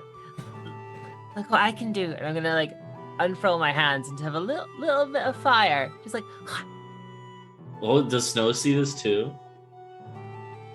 that is true. Snow is there, but at the same time, I think people might be a little too oblivious to realize. yeah, probably not. Yeah, I just feel like, oh no, I know how this is like something exciting for Grim. Oh, Snow. Instant evocation. Fire, and you're not even drawing any kind of magical circles. This is extremely fascinating. Peep, you're becoming a dragon like you said. I know, right? It's great. It's just just little bits of fire. How are you doing that, Peep? I don't know. I just started being able to do it. It's great. It's like. Do you think I could do that if I try hard enough? Can we get a Maybe. peep lies counter on the screen? You could make it if you're a mod. No, like tries to put his hands together and emulate what Peep is doing. He's like, and he focuses real hard, like his brow furrows. You can see a vein. Give me a charisma check Snow. from Snow. Oh god! Indeed, we find out that he actually. Oh god. Okay. Charisma check. Level 9 fireball, just straight out the hand. You know, when you really concentrate and you kind of try to do what Peep's doing, you're the kind of blue that has been slowly growing and snaking around like your arms and things in a way that looks more and more like antlers. As you've been growing antlers, the blue parts of your body do get a little bit of a glow. It's only noticeable because it's nighttime now. There is like the moonlight which maybe even makes it like the glow even more kind of brilliant in a way. But there's a little like a glow in the dark toy kind of glow that sort of would spark slightly, and maybe like the blue has even started to form on like your hands a little bit, so you can see it. You're kind of magicking a bit. He's like, oh! See, there you go. That noise. I know, it's so good. That's such a good reaction noise. He's just gonna like slowly turn his head over his shoulder as he's walking away, and he hears this like grunting noise. Like, No, we all know Sabriel's yeah, wall is that's soundproof. it. You can do it. Oh no. Sabriel and Adelard, what conversation did you want to have? Okay, so away from after this the body. door shuts, Adelhard is just going to straight up look back up to the door, then look to Sabriel. I have a question. Are these your pets? As that happens, there will be a small repetitive thumping from the stairs that are kind of like behind Sabriel right now, and a very small like plant bulb with very rudimentary little legs will be kind of like slightly toddling down the steps. It has like fronds of leaves and flowers and a very like doe-eyed kind of face, and it's kind of toddling towards Sabriel, this little plant bulb creature. I'll kneel down and pick it up. No, this is a pet. He looks at it. It's a plant that walks. Yes? Yes. But plants are not pets. This one is a pet. I also have birds, but they're not so much pets as companions that live on my balcony. Though I think I lost a few of them when the tower... He's like Ballard drifting the tower. The birds are just...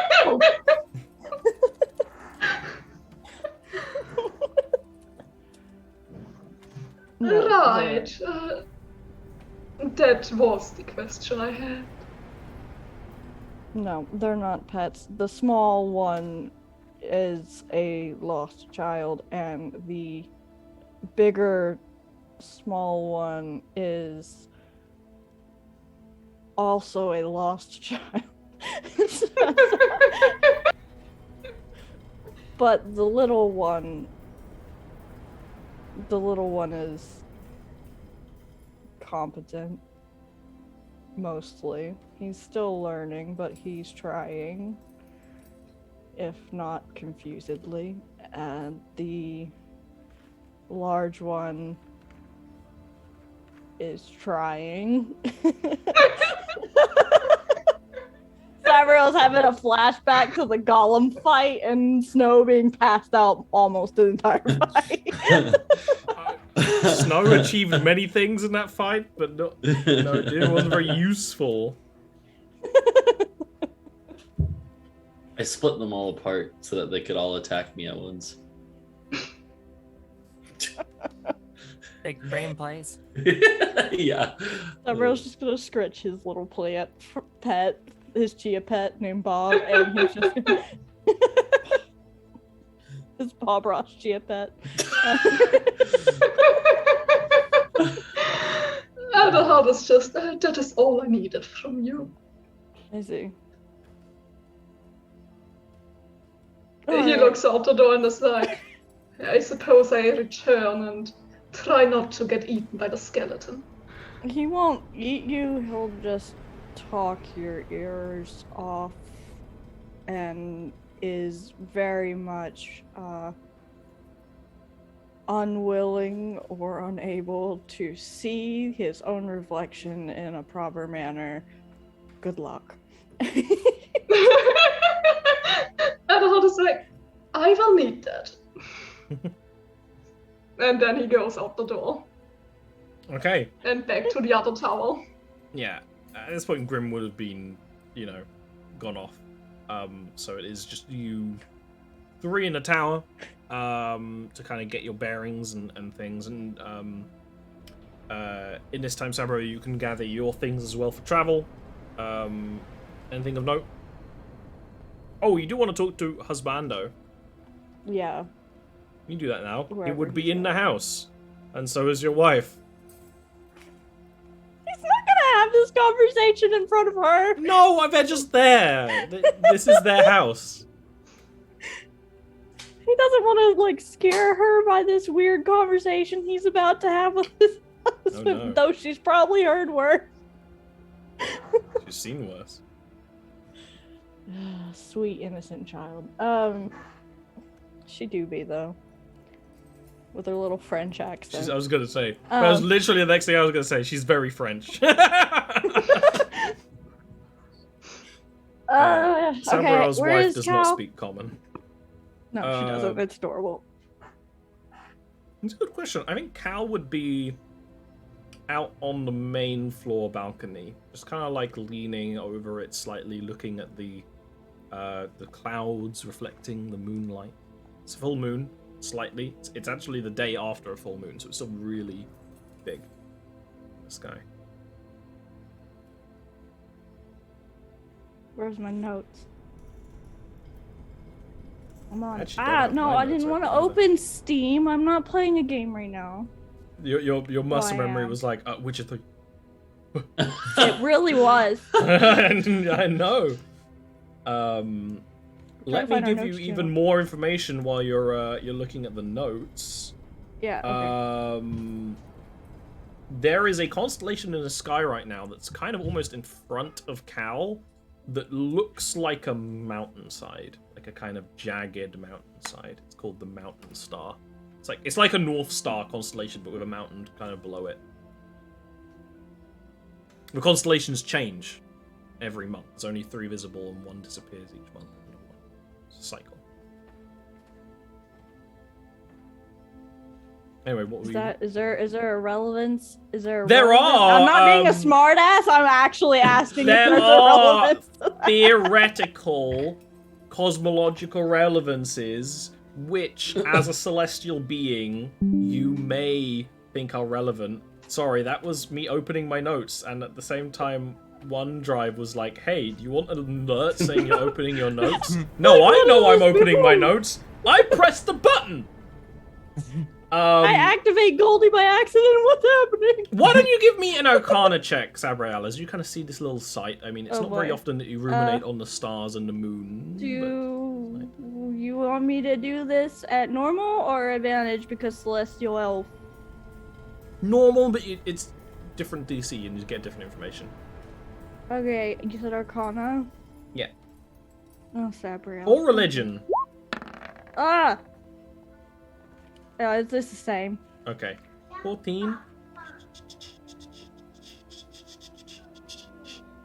I almost thought I clicked on Zelius's sheet there for a second. I'm like, wow, this horse is smart. The French champagne is known for its excellence. Sorry, that is just in my brain forever. You do know, although it's mostly theoretical, that some spellcasters can draw their powers from the stars, just like you draw your power from the moon, from the sun, and the moon elves draw their powers from the moon. But there's no elven kin that do that by natural state. It's like mortal spellcasters who do that. And some of those people, including oracles, believe that, there's an astrology to it, which of the cycles it is has different effects on the world, on your fate, on all those sorts of things. I don't know how much someone like Sabra would believe it. It's not really a sun elven thing. I think you would be trained based in knowing the constellations because it is a navigation thing and you fly on the Pegasus, so you want to know that. But of note, the 3 constellations on display now. There's the Spring Archer, which is displaying right now. which is actually bigger than the mountain star. But the fact that you can see the mountain star bigger is more aware, and that is that it's the symbol of spring. The mountain star is a bit more of a hey, it's if there was like a symbol of fortitude and military might, it would kind of be this one, and then a constellation called the Pyromancer Heart, which is all about. I think your people would see it as a symbol of Valanche, god of passion and fury.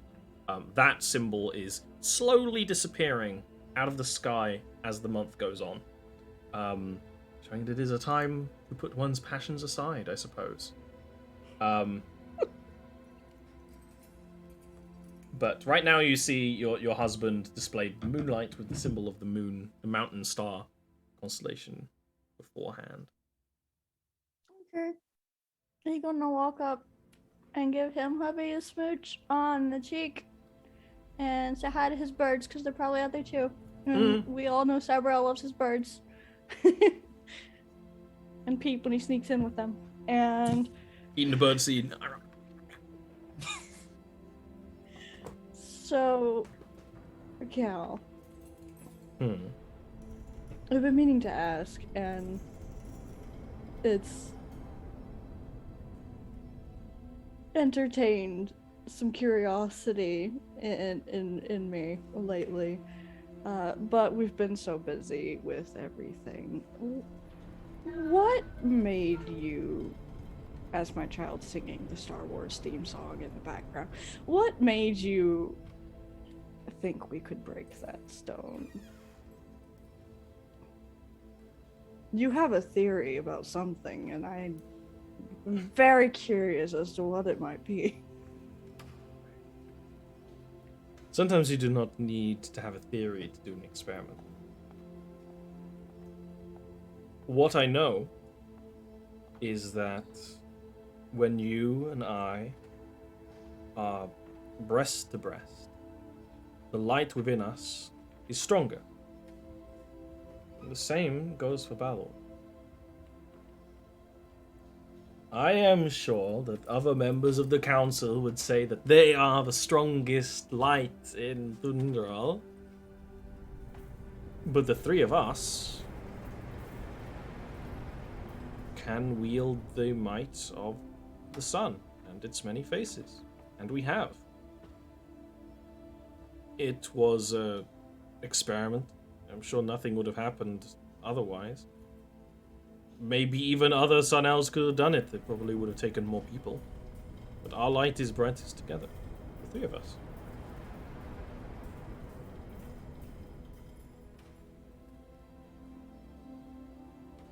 Now, I don't know if it has anything to do with that magical stone being of dragon mate, supposedly. Probably not. It takes a lot of power to destroy some kind of artifact like that. That is why they're usually locked away. Even our own people would do the same. Lock things away or bury them. I thought it would be... We want this world to have a future for Sun Elves, and... He kind of, like, looks back to where you can kind of hear, because you're outside, like, Peep and Snow talking about whatever. Bing. You know, there's a future for everyone. But it is time to not just lock things away, but actually wipe out those threats. Now we've been able to take that magical stone and turn it into shards that are little more than glass. I think it's worth it. Why? What do you think? What does Sabriel think? The conspiracy theory notes come out. Pepe Silva. Yeah. What does Sabriel think? Should I roll to see if Sabriel is sus of what we've discussed? You know what Sabriel thinks. It's up to you. Sabriel is slightly sus, I think. Yeah. Cal is less suspicious about it. Cal is just... It's the very pragmatic... Well, and we've kind of discussed it here's the before, thing. that they actually do get stronger to close together, and that they can kind of share their magic between them, so... Yeah. Which not every Sun Elf can do. that and Sabriel also knows he's also had a bit stronger with the whole, ghosts thing than, his dad and other people and senile shield lady. And well, yeah, hers are very strong, but she is also fading. yeah. Sabriel's gonna be quiet for a second. He's got his armor on. yeah. His armor on, which has the 3 faces of the sun. These 3 in a particular order. In a particular order, which is different to the order on Caravel's armor and different to the order on Lathador's armor as well. Balor doesn't wear them. Balor wears a fucking nightgown all the way everywhere.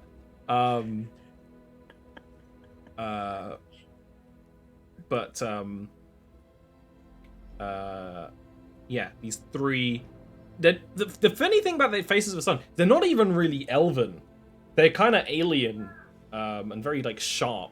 But yes, you are wearing your armor with the 3 faces of the sun. That's the word. That's the word is armor. Sorry, I know. My meds. My brain's short circuiting. He points to the faces on his titties, and he's like, "This one." Ori has a way with words sometimes. See, I was going to make that joke before when Ori was missing words and just pointing at their chest, but I didn't. I didn't go there. I was like, you know what? This time I won't reference titties. But Ori did it for me because me and Ori are the same person. Increasingly. Anyway, so it's hive mind at some point, I'm sure. But he points to the Ori can't remember the sun names, but no. You're not Tinavale? Sabriel's face. Avandor. That one. Avandor. Sabriel's gonna point at that one that looks suspiciously like Sabriel. And then reference to the statue outside somewhere, wherever the hell it's at, because Ori can't brain. There have been some asides that I have heard that compounded with that's a word, isn't it? Compounded is a word, yeah. You're speaking celestial, anything is a word. Right, everything's a word. Noises are words. But compounded with our various abilities and the strongerness together. Sabriel's a lot more eloquent than this. Ori's having brain problems today. I think there might be something more going on. We are not spring songbirds anymore, my stars. But it would be foolish to think that the sun is done with you, I, and even Balor. Balor is more himself than ever, of which I have. And he takes Sabriel's face in his hands.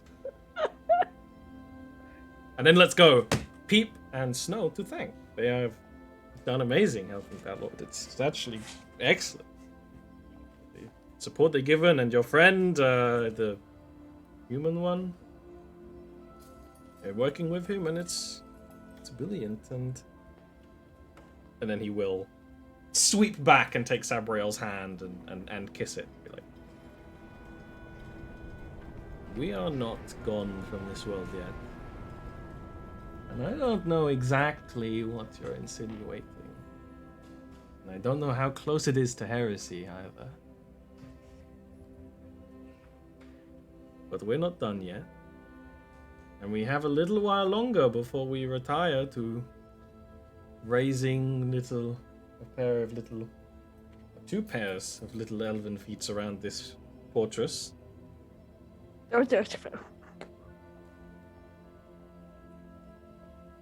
2 pairs Yes. of 2 pairs. No, It's just 4 2. pairs. Just 2. Bro, every time he talks to Cal, it's like the number gets bigger every time. You're gonna kill me now. How many kids? I don't pretend to speak entirely for the sun, but maybe there are more things planned for us.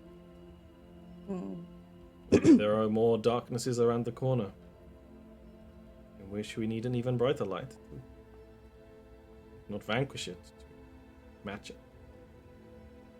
Or perhaps there will be an age of light, like that vanquished the age of giants.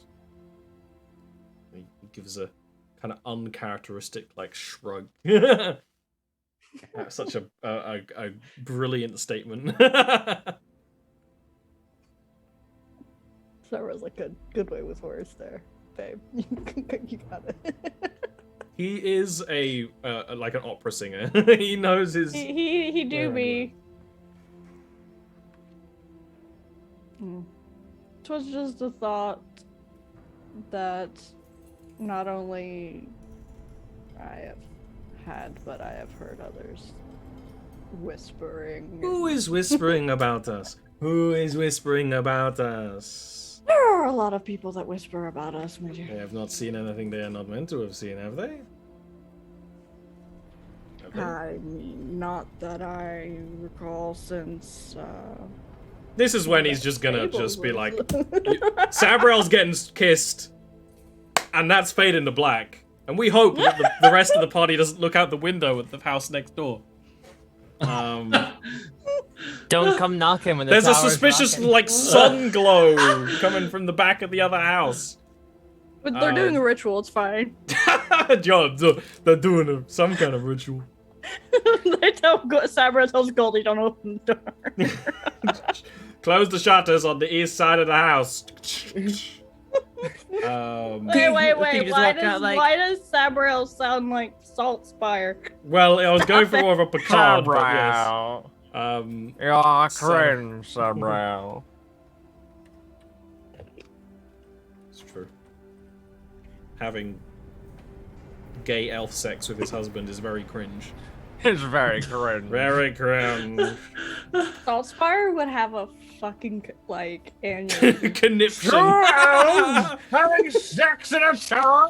Elven homosexuals. Anyway, The strong men of the Empire should be Elven downright homosexuals. it's who so think that glad we they're don't have God. any inquisitors like that in the party. Whew. Oh god. That's my next character. I'm playing Saltspire. If there happens to people playing Saltspire. If you do that, no, if you do it in that game, in this game, that character is going to get murked by the other party members for many reasons. Sabriel not like- 100% Nah. murk anyone from Goldsport on site. Like there would be Yeah. no like. You play Saltspire in this setting, they come in from Goldport, and Sabriel is going to kill him. On site. On site. And hear that, they go like, hello! And they'll be like, I hear Cockney, I kill, that's just how it is. Anyway, you have the evening to kind of prepare this house for trip out. Anything else you want to kind of do in the high city, you can do either during the evening or during the morning. The question being, come brilliant, sun-filled morning, what is it that you guys want to do? Do you want to start heading towards Aradia? If so, what's your strategy? Where are you going to land? What is it that you guys want to do, party people? I mean, Snow, like whenever we're meeting over breakfast or whatever, Yeah. Snow would just basically ask, is it like if there's anything stopping us from just flying right there? Eberhard just holds up a hand. It would be foolish to fly the tower right into a city. I'm going to be making enough of a commotion by just existing, Snow. But I think it would be wise to land out in the wood to prevent giving a immediate announcement to whoever the usurper elves have planted in the area that would be on the lookout for interference from us. Us being motions to the shininess of shiny. We could cover you in mud. That would get rid of the shiny. Absolutely not. Aw, sure it'll be fun. Adderhard just looks kind of tilting his head. The expression on his face stays the same. He is not very expressive.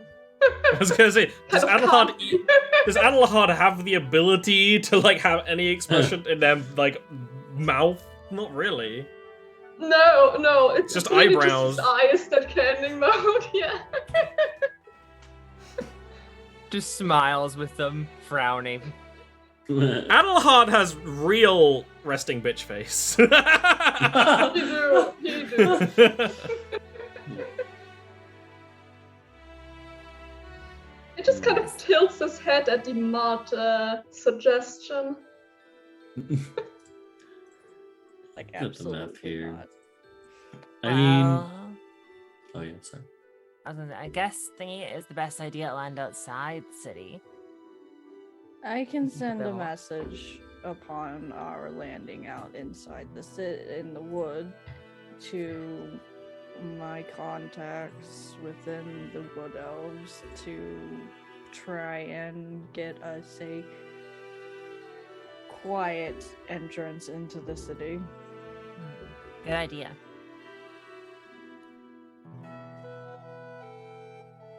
If we're Can- here, How much would it be, or is it possible, to get Tanuma or whomever to eventually install cloaking or stealth chameleon on the circuit. tower?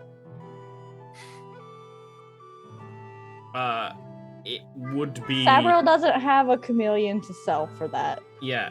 I think you would need some kind of illusion item or knowledge or illusionist to be on board. But Okay. Tanuma is a massive fuck-off genius to the degree that some of the feats that she's told you, Sabriel, do not seem realistic. By her explanation, she brought a new age of technology to Narashiro when she was down there. Her specialty was cloning. She created 5 clones of herself. The one you have is not the original. She is one of the clones.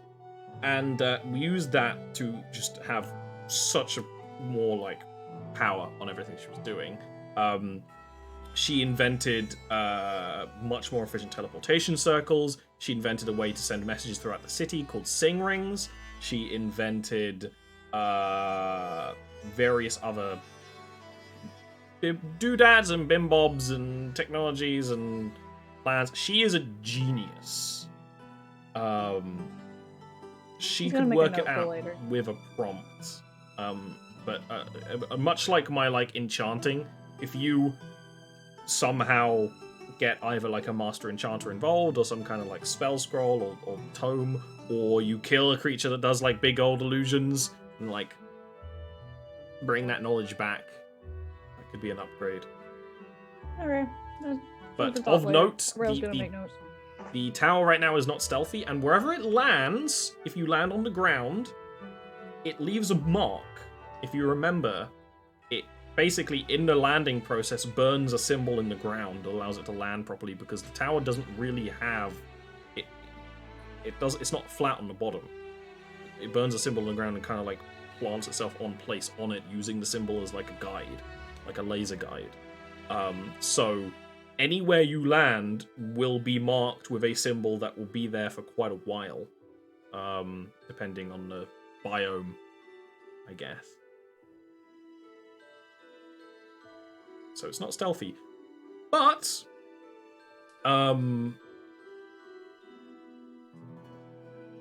anyone who wants to can give me a history check about Aradia.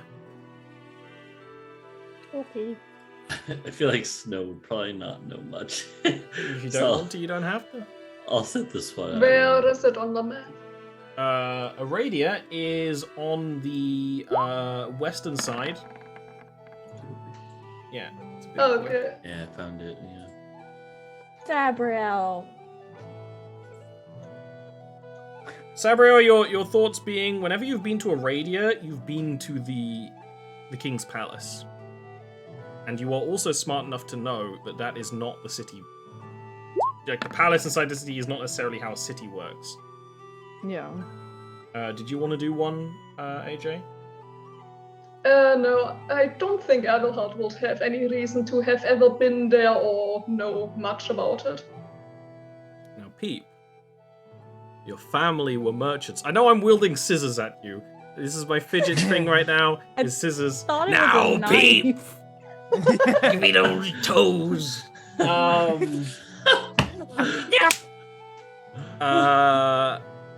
Your family were merchants, and going down to Aradia was something that was possible.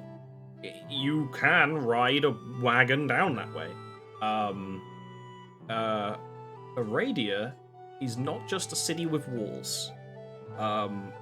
In fact, Aradia, when you get further away from the city center, gets sparser and sparser to the degree that essentially the entire country of Aradia is the city. It's just very sparse on the edges. You remember vaguely your father explaining it to someone that there's like 3 rings. People who live in the city say there's 2, but he says there's 3 because he doesn't live there. In being that there's the central ring that the nobles live in, the outer ring, which he calls like the city proper, which would have the coast, and the ports, which are very busy, and all the kind of like merchant trading, like it would be a city, and then the countryside, which would be forest with essentially villages dotted apart that are connected via canals and roads. So it's essentially one big sparse city further you go out. That's the reason why that's relevant is landing outside of the city would be landing where you are now. The outside of the city, with the exception of basically being outside of the country, which you wouldn't really know much about either, you know, it would probably be wiser to land in one of the sparse points, and choose like a clever landing zone, or one of the areas that are outside of it, like Witchwood. Or What if we? That's are what there Sabriel any- was suggesting was the Witchwood. Hmm. If you want. Are there? I mean, the thing is, you can canals. fly quite quickly. It is like less than a day's travel by a flying ship. You could fly over the Witchwood and see if you want to land there and decide elsewhere if you want. So you said there's canals and stuff like through the kind of. Peep said there's canals. Yeah. Is there actually? Yeah, well, you aren't there, but Peep believes there's canals that run through the city. Yeah, I No, heard there's like it's- canals that go through. They like Okay. snake through like from the city out to like the little villages. Not all of them. But, like, there's a Snow good would be amount of like, them. Snow would be like, well, and then if there's canals, there must be some sort of lakes or reservoirs. I don't know if you would call it a reservoir, but you know, something to hold the water. Maybe we can land in that. Can I roll if Adelhard knows about any like ocean access to that part of the? Oh, absolutely, yeah. Give me a history check with advantage. History or nature, but I think history would probably be better. Yes. I need to get used to rolling this advantage, right? Mm-hmm. Well, that'll do for now. Usually we roll at the same time, but that's fine, because you still get a 20. Okay. Aradia does have naval access, very similar to Thundral. Mhm. The city center is sort of inland, but the city has grown. So Thundrol, you sailed here through the Fair River, which is a big river. On this map you guys have in this game, it's not on there, but I have other maps where it's more recent. Aradia has a coast, and while on this map it looks quite far away, again, the city is very sparse and very well spread out. So this Aradian coast is very big, and a lot of merchant vessels stop there. A lot of vessels in general sort of stop there. A lot of the High Elven Navy operates out of Aradia, the Wood Elven city, because it's more efficient.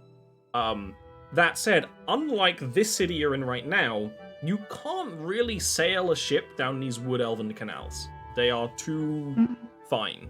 They are designed for punts, which are very small hand boats, and you've heard rumors of like mermaids and things that live in there.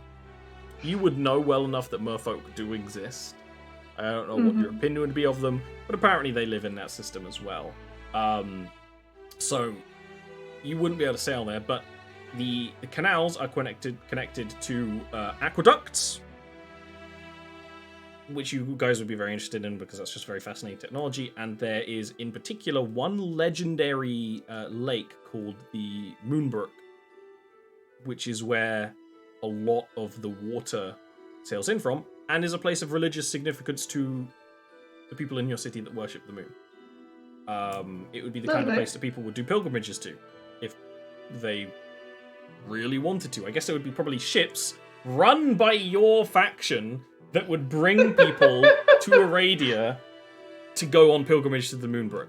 The Moonbrook is secluded and supposedly protected by a particular house of Aradian elves. The Wood Elves have a system called dutied houses, which you don't know a lot about. You're getting a lot of info because you have 20, of course. But some of these houses have, it's a family tradition that has a duty to the country. And apparently there's a certain family that protects the Moonbrook, and other than that, it's completely secluded other than, like, religious pilgrims. So it actually would be a really good place to land, because yes, it wouldn't be hidden, but you're never gonna hide this 4-story tower easily. But it would be out of the way and secret, because not everyone knows where this place is, and people there would likely be able to be loyal to your cause one way or the other. The Moonbrook thing. The Moonbrook. That's the safe place to land. Yeah. Probably not in it. I think your knowledge of this tower, you would probably think that while Snow was thinking like landing in the water, you would think this tower would probably sink. Magic or not, the second it touches water, that is not a good idea. But there's probably also not a good idea to land in their holy lake. Just be like, plop. Terrible decision.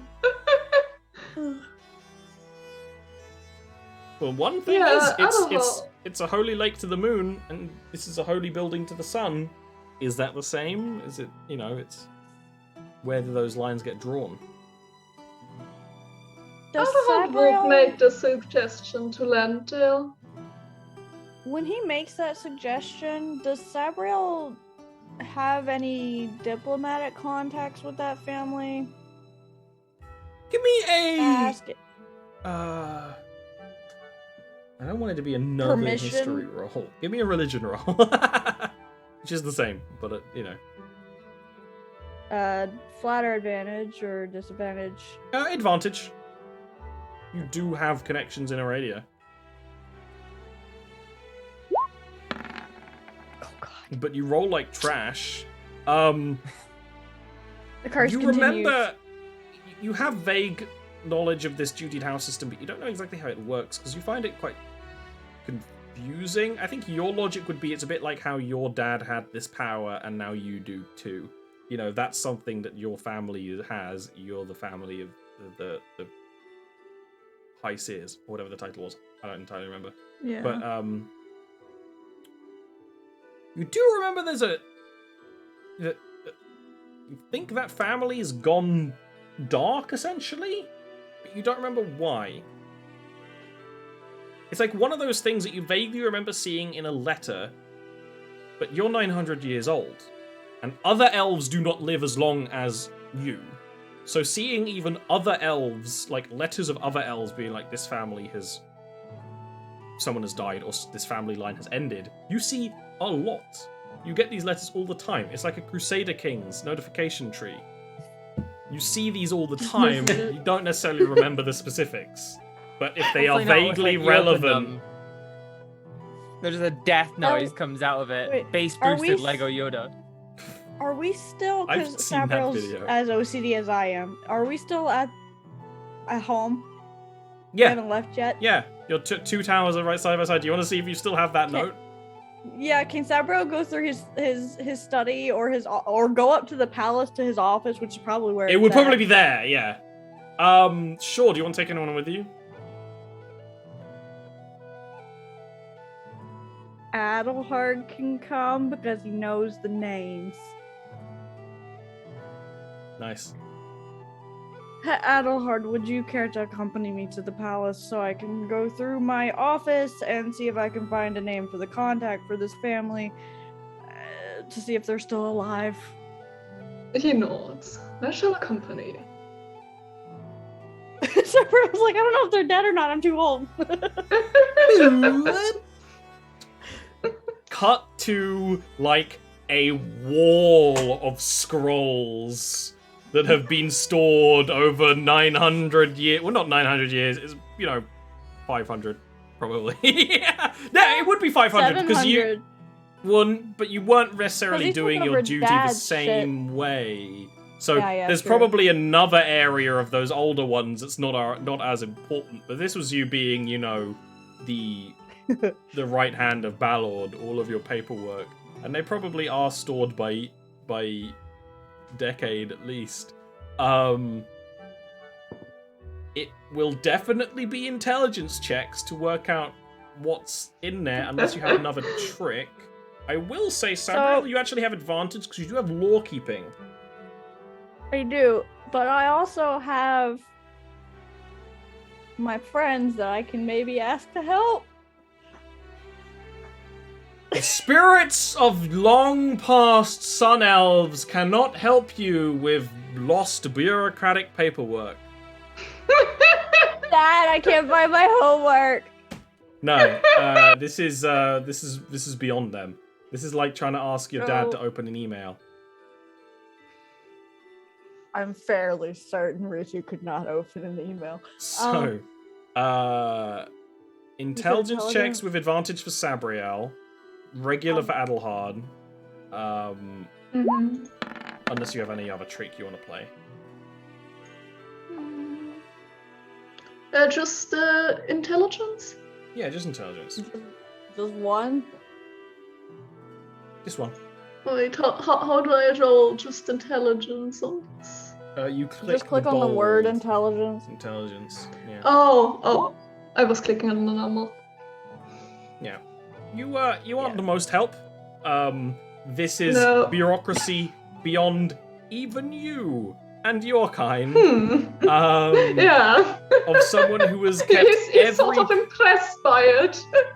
He's very impressed. every letter that Sabriel has received for at least 500 years stored. Some of the paper has worn away. Some of it has been preserved to not wear away with magic. Not necessarily are those important papers either. But you do start to see what I realized, where there are a lot of notifications of, okay, this person from this family that you know, you deal with this person, that person has, you get one letter, that person has got a case of, the black lung, then a couple of months later you get, that person has died, refer to this other person. Then it's like, a couple of years later, that person has died, refer to this other person. That's basically what all these letters are. These are the ones that you're looking for. Because Sabriel would know by his own notations which ones are deaths. That's what you're looking for. And you do eventually find it. And it's quite simple because a lot of the dutied houses have their family names, because it's a family. But very conveniently, the family name to take care of the Moonbrook is Moonbrook. So once you find it, it's very simple. They're the eldest daughter of the family, who was the only daughter of the family, died. They were actually found drowned in the Moonbrook. And several months, probably several years later, like 2 years later, you basically get a notification being like, the parents have abandoned their duties. Which you would know, the way it would be worded in Elvish would give you the message that what happened is that these two parents faded.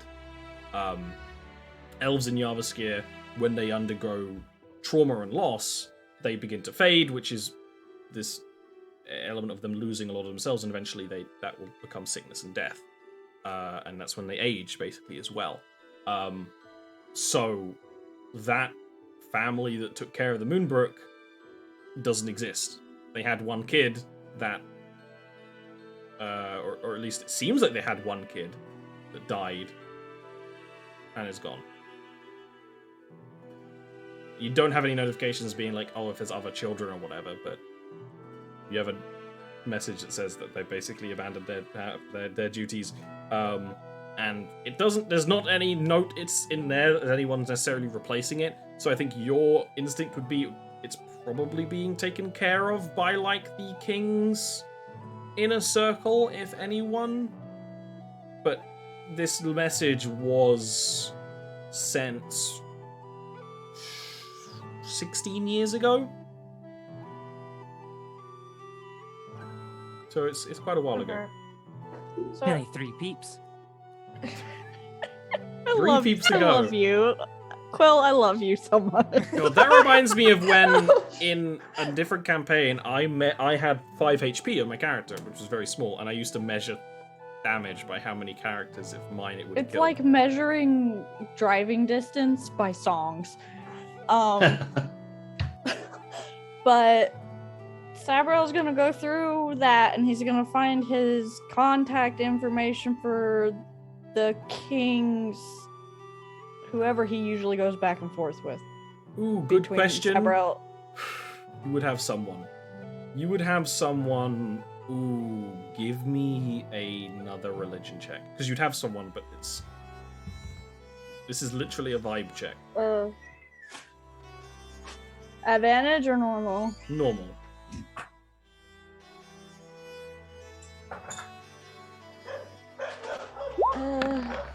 Don't fuck up. Okay. Alright, the actual person. Sabriel, don't fuck up your job. You would know, you would have their name. I'm going to come back to you on that next time, when you go and meet them. But what you also know is the Evergreen King is the king of Aradia.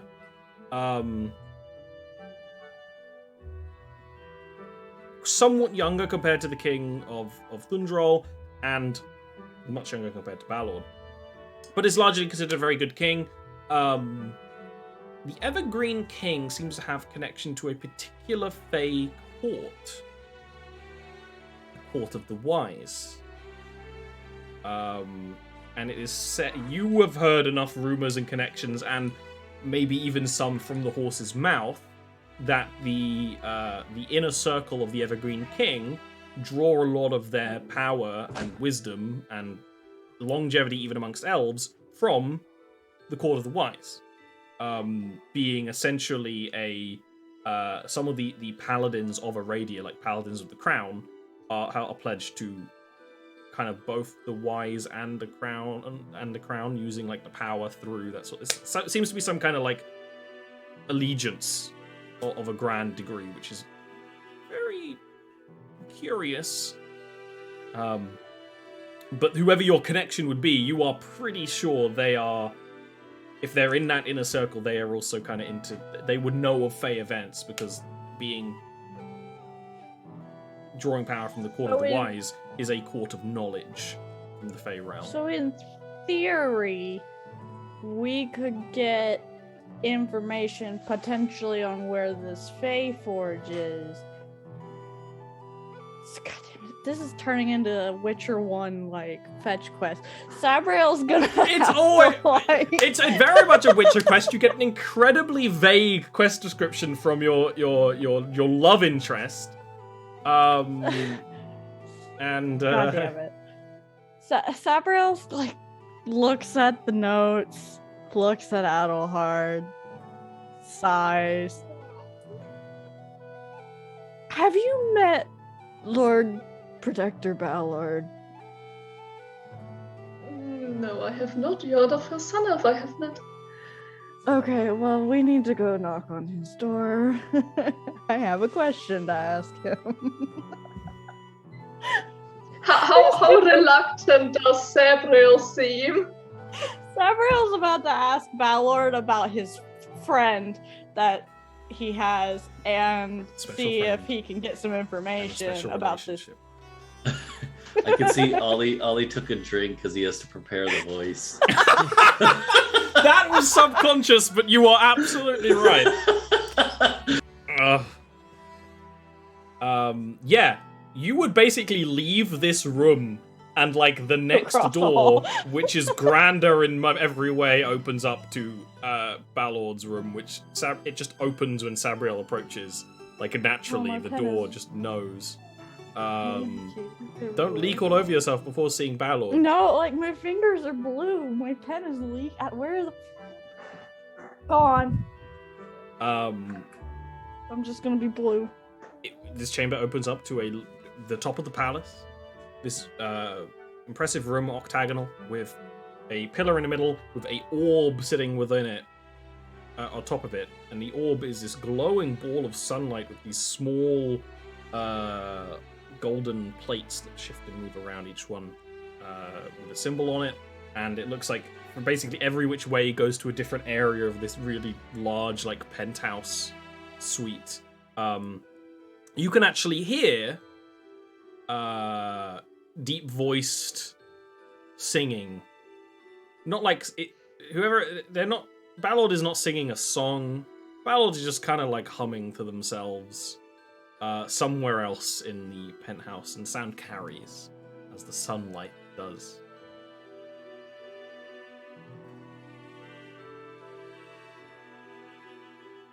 Whining, I'm sorry.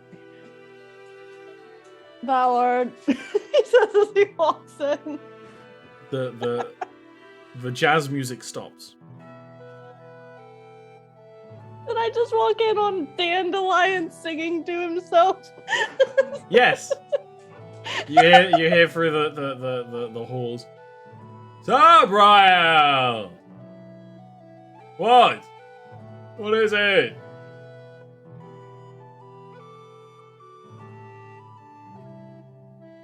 I have a question involving the Fey variety, Ballard. Ballard will walk into this entry room, actually wearing clothes, which is better That's why than Sabriel was 30% hesitant. of the meetings that are happening with Ballard. Most of his party has seen Ballard's penis.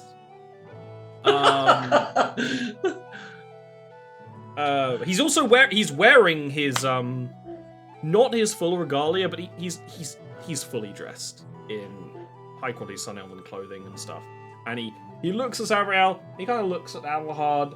Adelhard, this is a Sun Elf who looks even older than Sabriel. And, you know, elves don't often show their age, especially reportedly these celestial elves. But he looks old, but also very powerful. He has an eye patch, his other eye just kind of glows with a subtle light, which, from what your father says, the Moon Queen's does as well. Her eyes glow with light.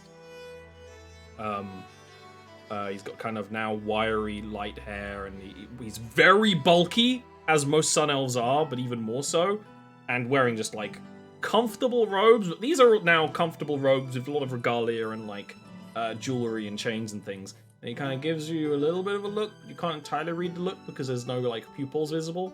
And he looks at Sabriel and be like, I think you and I both know, but I really know nothing about the Fae. I've made my fair share of cock-ups with the Fae, thinking I knew anything. Actually. To be fair, I believe your friend has similar experiences regarding us, but that's beside the point. Do you have any way to ask a question of any of them on who we might need to get Them? information from on a location? I have no idea what you're talking about. I can contact the Wayfinder. I can ask them a question. Several, I suppose. As many as I want, really. I can do it whenever I want. But I don't know what you're... Ask them about what and who and who's this and what? And who's this?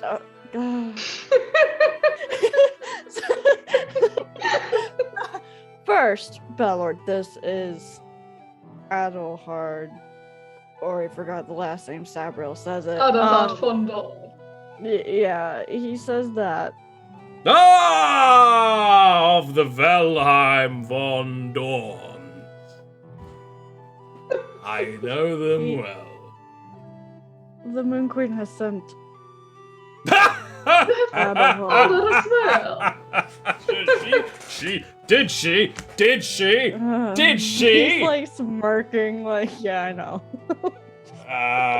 You know what, Sabriel? One day we should go over there and show her how a real Celestial does it. And he bulges in his glow. Ballard, the last time we were there, she was a bit rebellious. Well, it is their nature.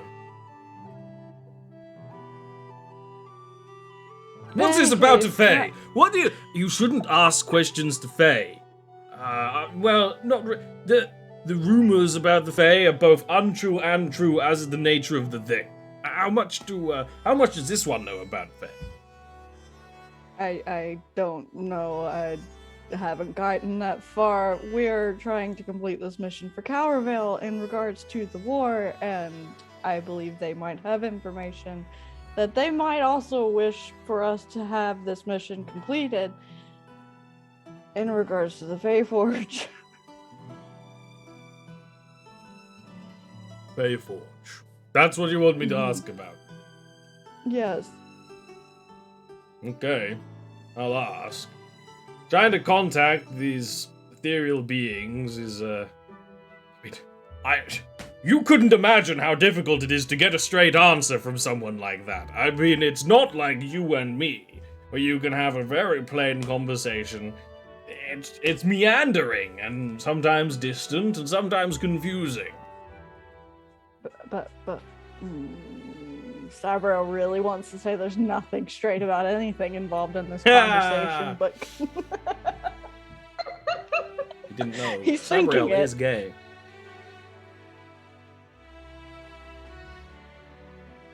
I can ask. Please do. But your best bet would be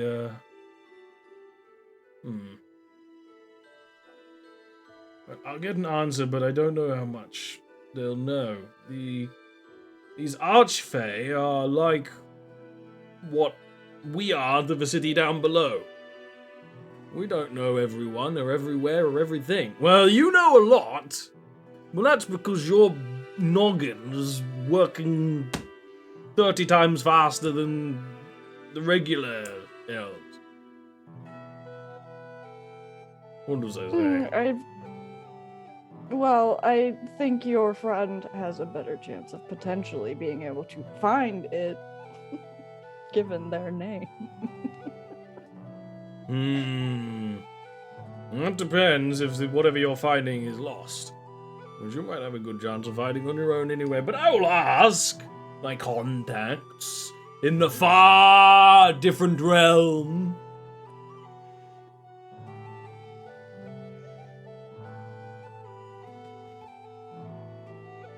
Oh, that's all I needed. Okay. I'll contact the Evergreen King on my own in regards to that other things, but can you contact A him? wise chap, that one. Yes. You know, one time I was with him and a whole bunch of the other kings, and a robot spider jumped in through the window. I was there. I don't remember you being there, but that might have happened. I'm always there, Ballard. Whether you see me or not. I watch you when you trance, Ballard.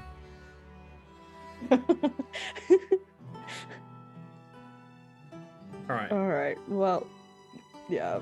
Sabriel's just like, go talk to your boyfriend. We're gonna go back now. Bye. Bye, baby. I love you.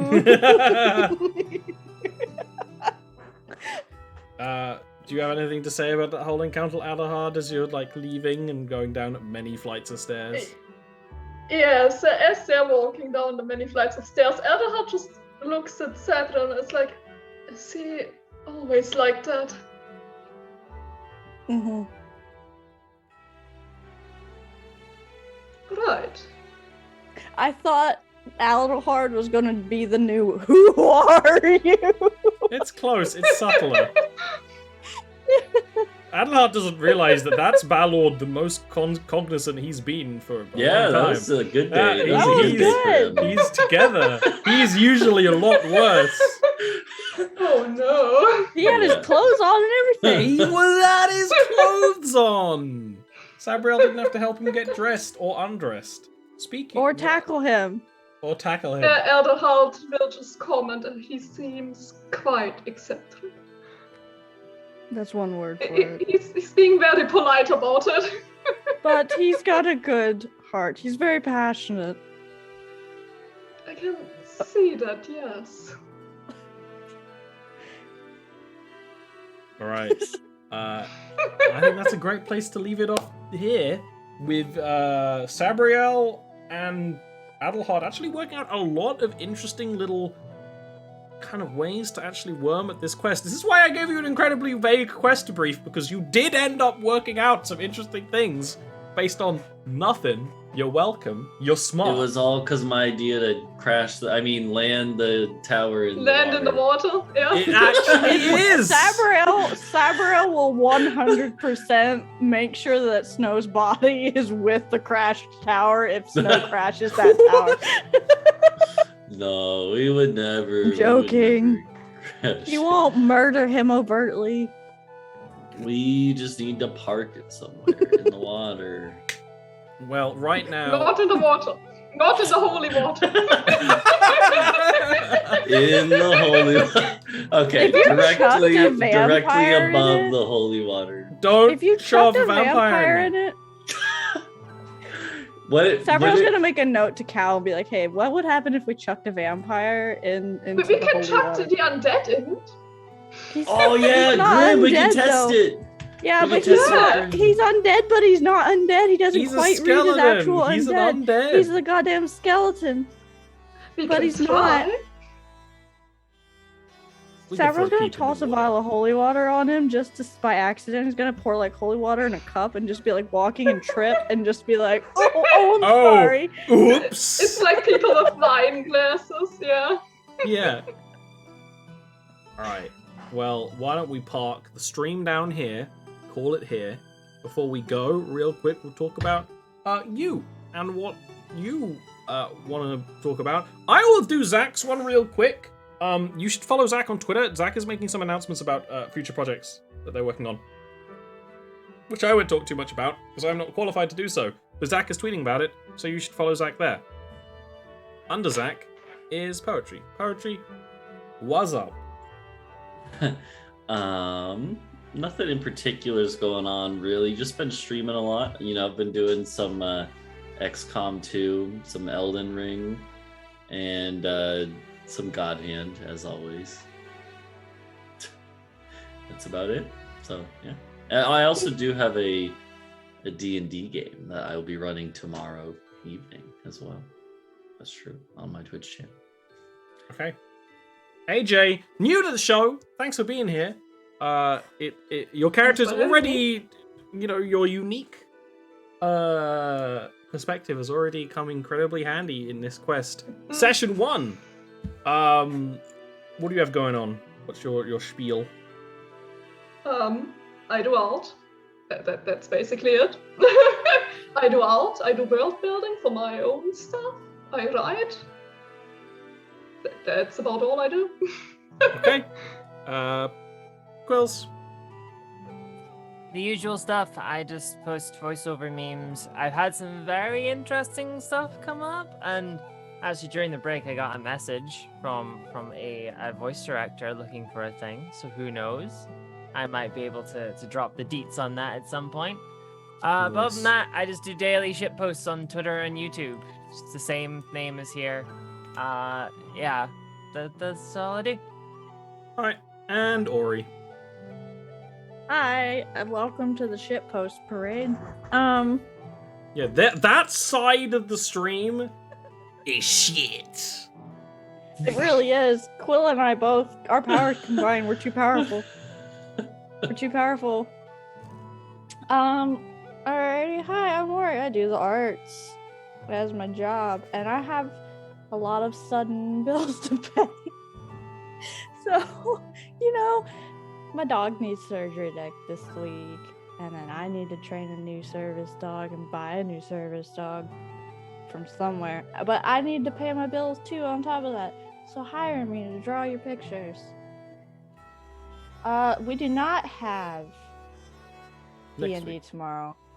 We have it next week, which is good because I broke a tooth yesterday. I went to the dentist today, and they're still not done with it, and my mouth hurts. So yeah.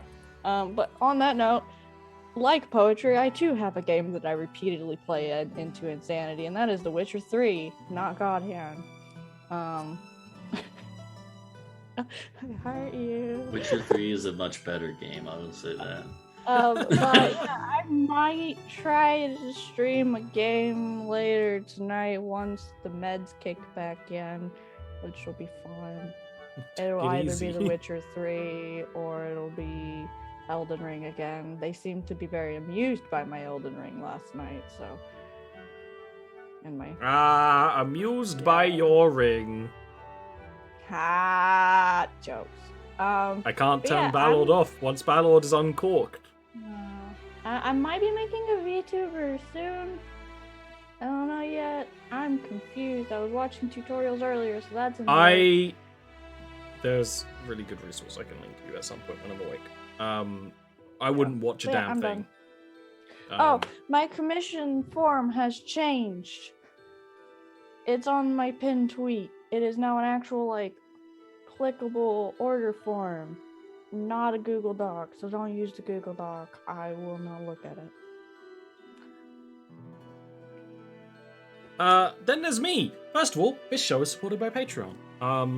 Thank you to everyone who's supporting me on Patreon right now, because things are a little bit up in the air, because I have a lot of sort of medical tests going on. You might tell that I look very ragged. Actually, the cast, I look incredibly ragged. But for you guys, I'm shrunk down. For the cast, I look like, a hobo scientist right now, which, to be fair, isn't far off at any point. I've had a cousin say every time I meet you, you look more and more like a wizard. So there's that. And wizards are just hobo scientists. Anyway, I have a lot of that kind of stuff going on right now, but I'm also streaming a lot. The other shows, other than the one on Patreon, are kind of on a bit of hiatus, so helping on Patreon right now is a big deal. It really helps me do stuff. I'm going to be doing a lot more streams. I actually might be getting into Atlas roleplay with some of my friends soon. I don't know if I'll be streaming that, but I probably will if I like it. But to share all the things, and that means that I won't be playing all the games I said I would be playing on stream, because I'll be going into a roleplay hole of which I will never escape. And that is the comfortable way to deal with the world right now. But we should be back next week. Check Twitter and Discord, because things are very up in the air right now when it comes to schedule, so that's the best way to do it. And we will see you next time after thanking all the lovely supporters on Patreon.